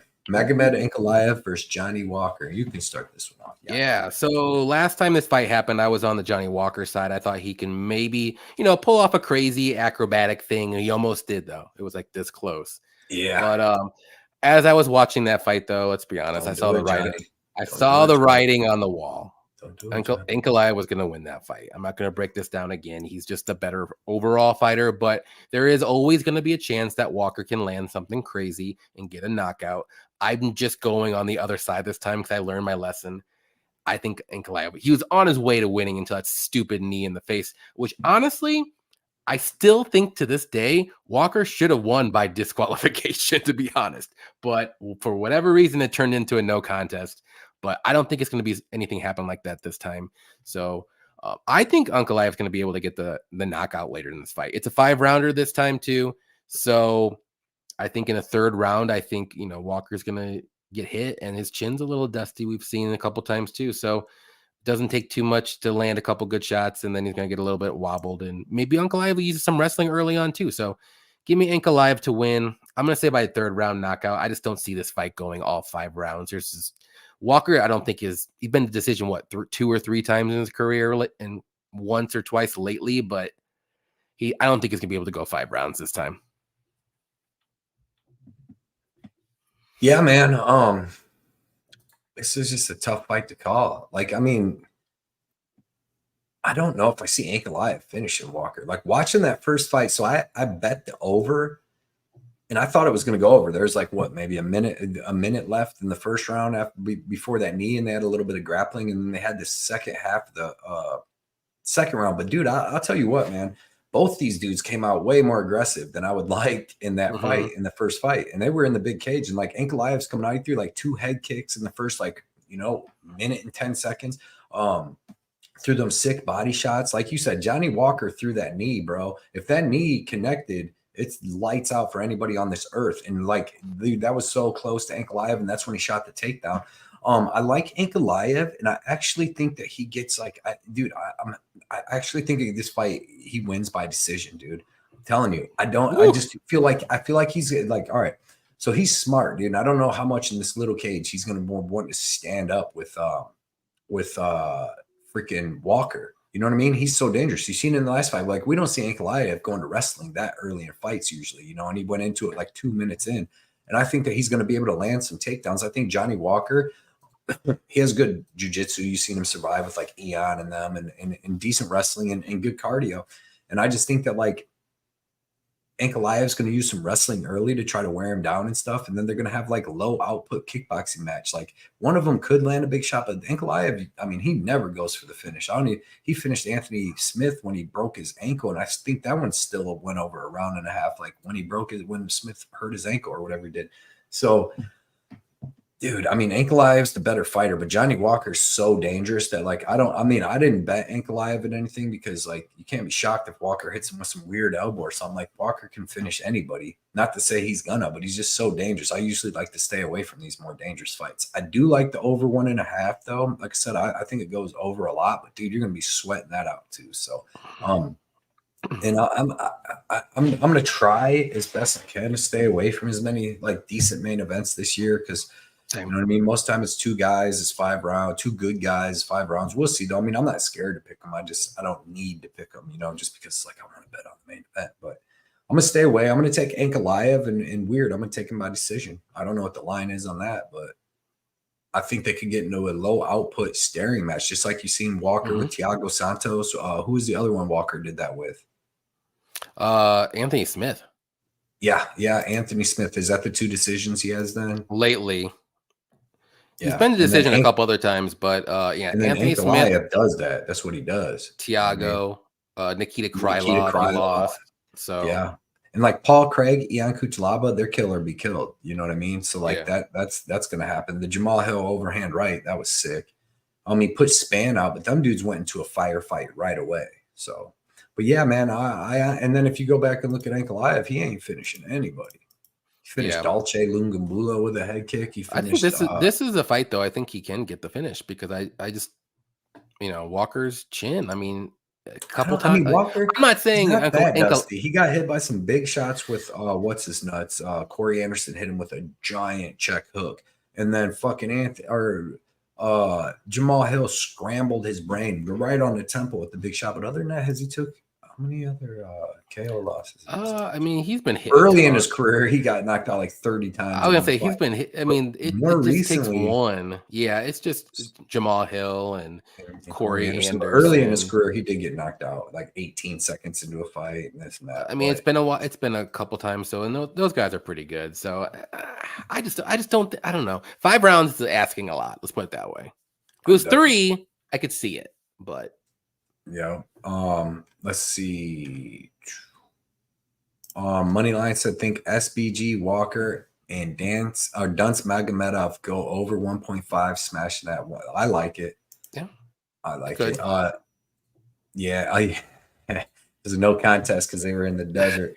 Dude, Fair that was enough. crazy too. All that stuff, man. So Fair enough. my heart says Walker, my bank says Ank. Yep. Yep. I'm just staying away.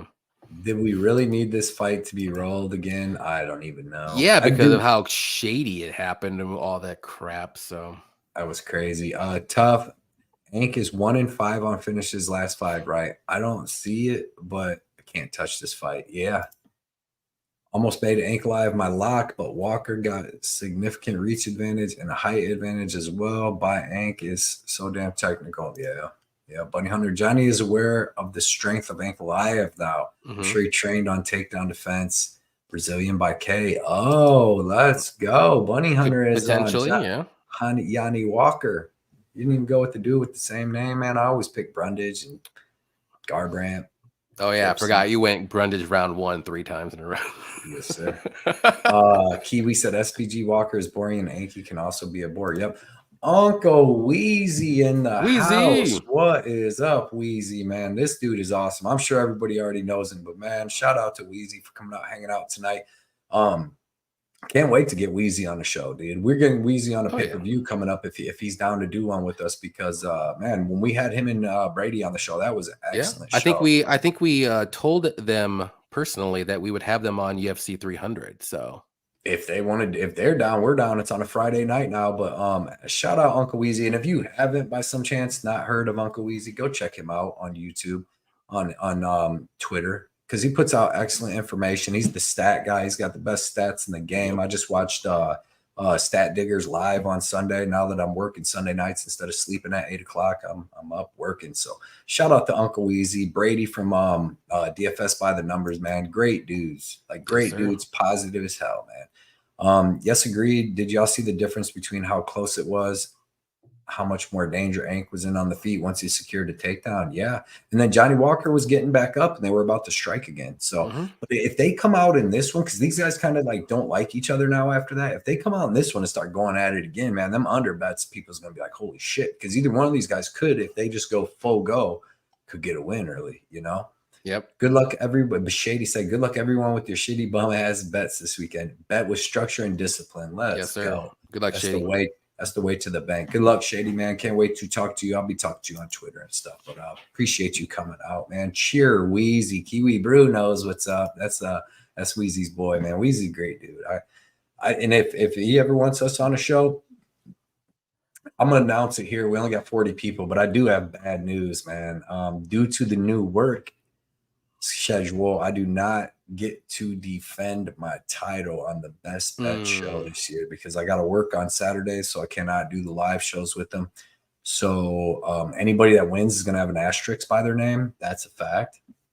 Because the champ, but you can win it. I'm okay with it. I'm okay with it. You better win it. You'll have an asterisk, but you better win it for the defend your units. Because I had to go in there in the Shark Tank, man. No, that was such a fun show, dude. I'm glad they did that, man. And check out Stat Diggers because that's awesome.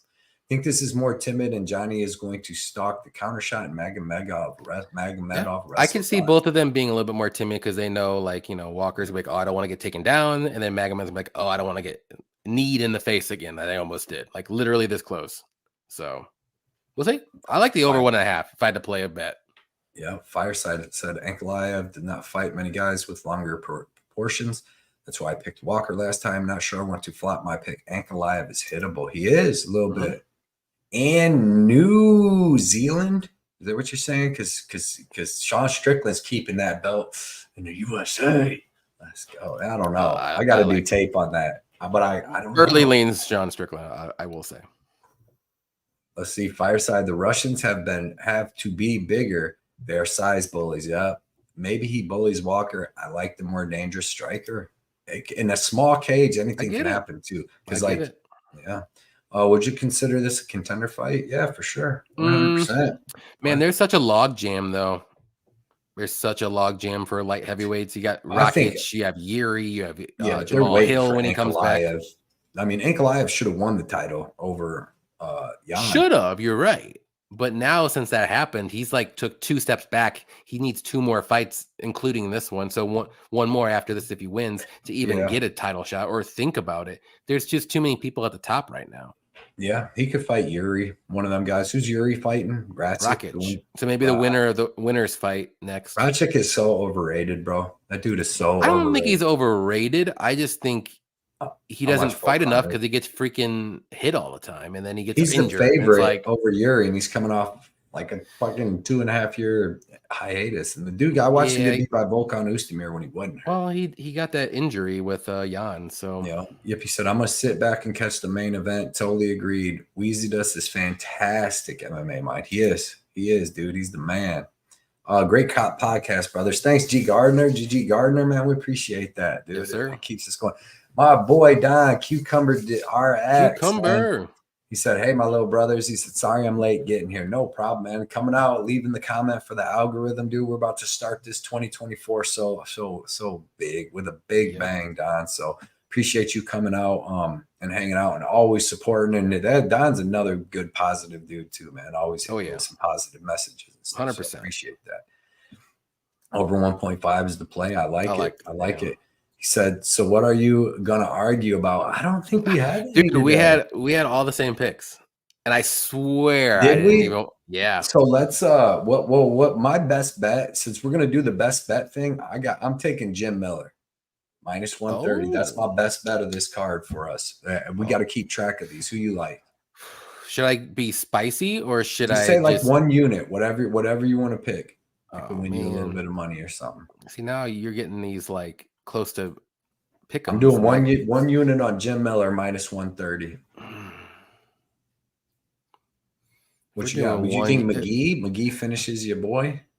No, I wouldn't do a one unit on that. If I want to do like a one unit, I'll be a little crazy. How about this? I think Joshua Van gets a finish. So that's my unit right there.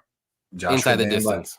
Inside the distance, just to be safe. That's got to be plus money, I would say. Oh, definitely. It's for sure. Let's go with that. Yep. It definitely is. So Magoo Strickland. Yeah. MAGA. Oh, well, why is there like a emoji that didn't come up that says them little? Do you see the little letters too? The one in the middle? Yeah. I think it's the American flag, yeah. Oh, see, I'm not seeing that. I'm just seeing letters for some reason. Gotcha. But yeah, let's go. Can't tell you how many takes I agree with you guys on. Let's go, Octagon. Hopefully this card works out the way it should, man, and is nice and smooth. Appreciate the show, guys. Let's take over 2024 on the road to 100K subs. Let's go. Good luck this weekend. Let's go, Carlos, man. A shout out to him. Everybody check him out on YouTube and help him get up to that 1K subs. That's a big thing, dude. So hopefully we get you there this year, Carlos. It's hard not to be hive mind when everyone is so sharp. It's hard not to be. Oh, he means like it's hard not to be like having the same picks or like thoughts Echo with chamber. Everybody when everyone's like sharp, Yeah. Basically being like instead of going against the grain, you're like with the crowd, like the in crowd, like you're with the masses instead of like on your own in the island, Now I'm confused, bro. Now I think what you said was good, Fireside. Raw Tour says bad. Octagon says, I got Jimmy Miller as a dog mid-December when the odds dropped. Yup. Shady, don't be spicy. Give us a winner, Johnny. There you go. Oh, Jaden with the dono. Sean keeps it. I think it's Hill if he recovers in time, or this winner is the next contender number 1. Ooh. Yeah, because well, he should get the next shot because he gave up the belt. No, Hill will, but he's how close is he to come back? He tore his fucking Achilles, bro. That's the thickest tendon in your body, and you snap that motherfucker, man. Sheesh. I mean, how long has it been? Maybe like 5 or 6 months. He's gonna come back like Yuri, and he's gonna mess up, man. Yeah, it's probably what's gonna happen. Dude, appreciate that dono again so much. That's 2, Jaden, man. You're the man, bro. For real. That's crazy. Appreciate you, Jaden. Appreciate it. And coming out and support and being out here every week is amazing to me, to be honest. Big on the Van finish, early career filled with finishes, gained a lot of experience early in UFC. And he almost finished the 2 dudes he's fought. Yep. I like that Salsa Boy, McGee, Fareed, and Van. Yeah, all day. I mean, that McGee's tough, but Izzy Aguirre, Izzy? what is up? He said, best of luck this weekend. I hope everybody is on the same page and builds their bankroll to start the year. That's what We it's are all on the same about. page. Yep. Let's build Cody, some bankrolls. Cody, you and me have 2 of the same bets. I will say right now. Okay. I'm not including your parlay. We don't have that same bet. Single bets. We're gonna smoke some bookies this year. Hell yeah. Raw Torque, best wishes, everyone. Best wishes, Raw Torque. Let's start 2024 off good. AJ got Reyes over Ulberg. Oof. Salsa Boy is the worst nickname since Pleasure Man. He ain't lying, dude. Oh man, listen, we appreciate everybody coming out, dude, hanging out tonight. Shout out to Jaden for the dono, Kiwi for the dono, Jaden for the double dono, Douglas L for the dono, my boy Mikey, Chef Mike for the dono, Jeff Pelton for the dono, as always, and John Newquist, dude, Johnny News for the dono. And then shout out to everybody in the chat: Octagon, AJ, Derek, Jaden, Moneyline, Shady, Raw Torque, Fireside, Carlos, CJ UFC Picks, dude, Don, my dude, Cucumbered RTX, Gardner, everybody that came out, Yippee Ki dude. I know I missed people: Ryan Jordan, Moneyline, Mike, Kiwi, Brew, Uncle Wheezy, dude, Ryan Jordan, Bunny Hunter, everybody, dude. We appreciate you guys so much. 138 MMA, man. I know I missed some people, but Yippee Ki really appreciate you guys. And Mushroom MMA earlier. So, man, I appreciate you guys. And we will see you guys on Friday night for the newest show. We need to think of a good name. It just Defend Your Units again on Friday nights. Yeah, we'll just come up with like panel show or something. Yeah, the Defend Your Units panel show with guests. I know it sounds stupid, but I think we got a good vibe going with that's a hard t-shirt. Defend Your Units. That's a hard t-shirt. We're only gonna have one t-shirt. Let's go, dude. Wait till you guys see, though, honestly, what we're going to do with these t-shirts. We're paying a lot of money to like not every just to get the stuff done on the shirt, like, and it's going to be freaking awesome. So good luck, everybody, on the first week back. Let's start 2024 huge. And he says stupid is simple. Wait, I got to get this out of the way. 1 second. Fireside said, bah. He said, hive mind. That's what I was saying. Everyone thinking similar towards a common goal, like in a beehive. That's what Johnny, you was like. It's like you're on an island and one dude swims good. There's 6 sharks. I'm like, what? I go, that doesn't even. They appreciate you, Fireside. Moneyline Mike said, first year of tracking. If I'm positive record, would love to be a guest on the spot. You keep coming out. Keep coming out. Be a guest this year. Track them bets, do that. We'll get you on the show, dude. That's what it's all about. Like I know we only got 46 people on here, but we made this show. I know we go over the audience stuff a lot, but this show is for that. Like we both already do. Like me and Johnny talked about. Like we both already do our breakdowns through the week, and we're still going to give you our little breakdown here. But here's just to talk with everybody and literally let everybody in the comments get their words out and stuff, and we all just hang out. So I know we go long sometimes, and sometimes we're talking about some crazy stuff, but it's just for the community, man. It's just for us to all have. I feel like we're all friends here. We've literally known each other for years, so I love this stuff. And then our pre-fight show, we always bring on a couple guests, and that's when we bring you guys on and friends of the show, and then we tell you our best bets right before the fight. So that's what we do for our weekend content, if you want to say. Yep. So we made this show, like we said. And main thing was, or the Friday show, we made that show was to bring people on from the audience so that we could help build their channels up. That's the whole Friday show. I mean, we'll have some big guests on, and we love having the big guests on. But like I said, man, it's about the community here, man. It ain't about like a lot of stuff. It's about the community. So appreciate you guys. We will see you guys new time Saturday night, 7 p.m. It'll be on Johnny's channel, and it's going to be a good one. So we will see you guys. Let's get that money on Saturday. This is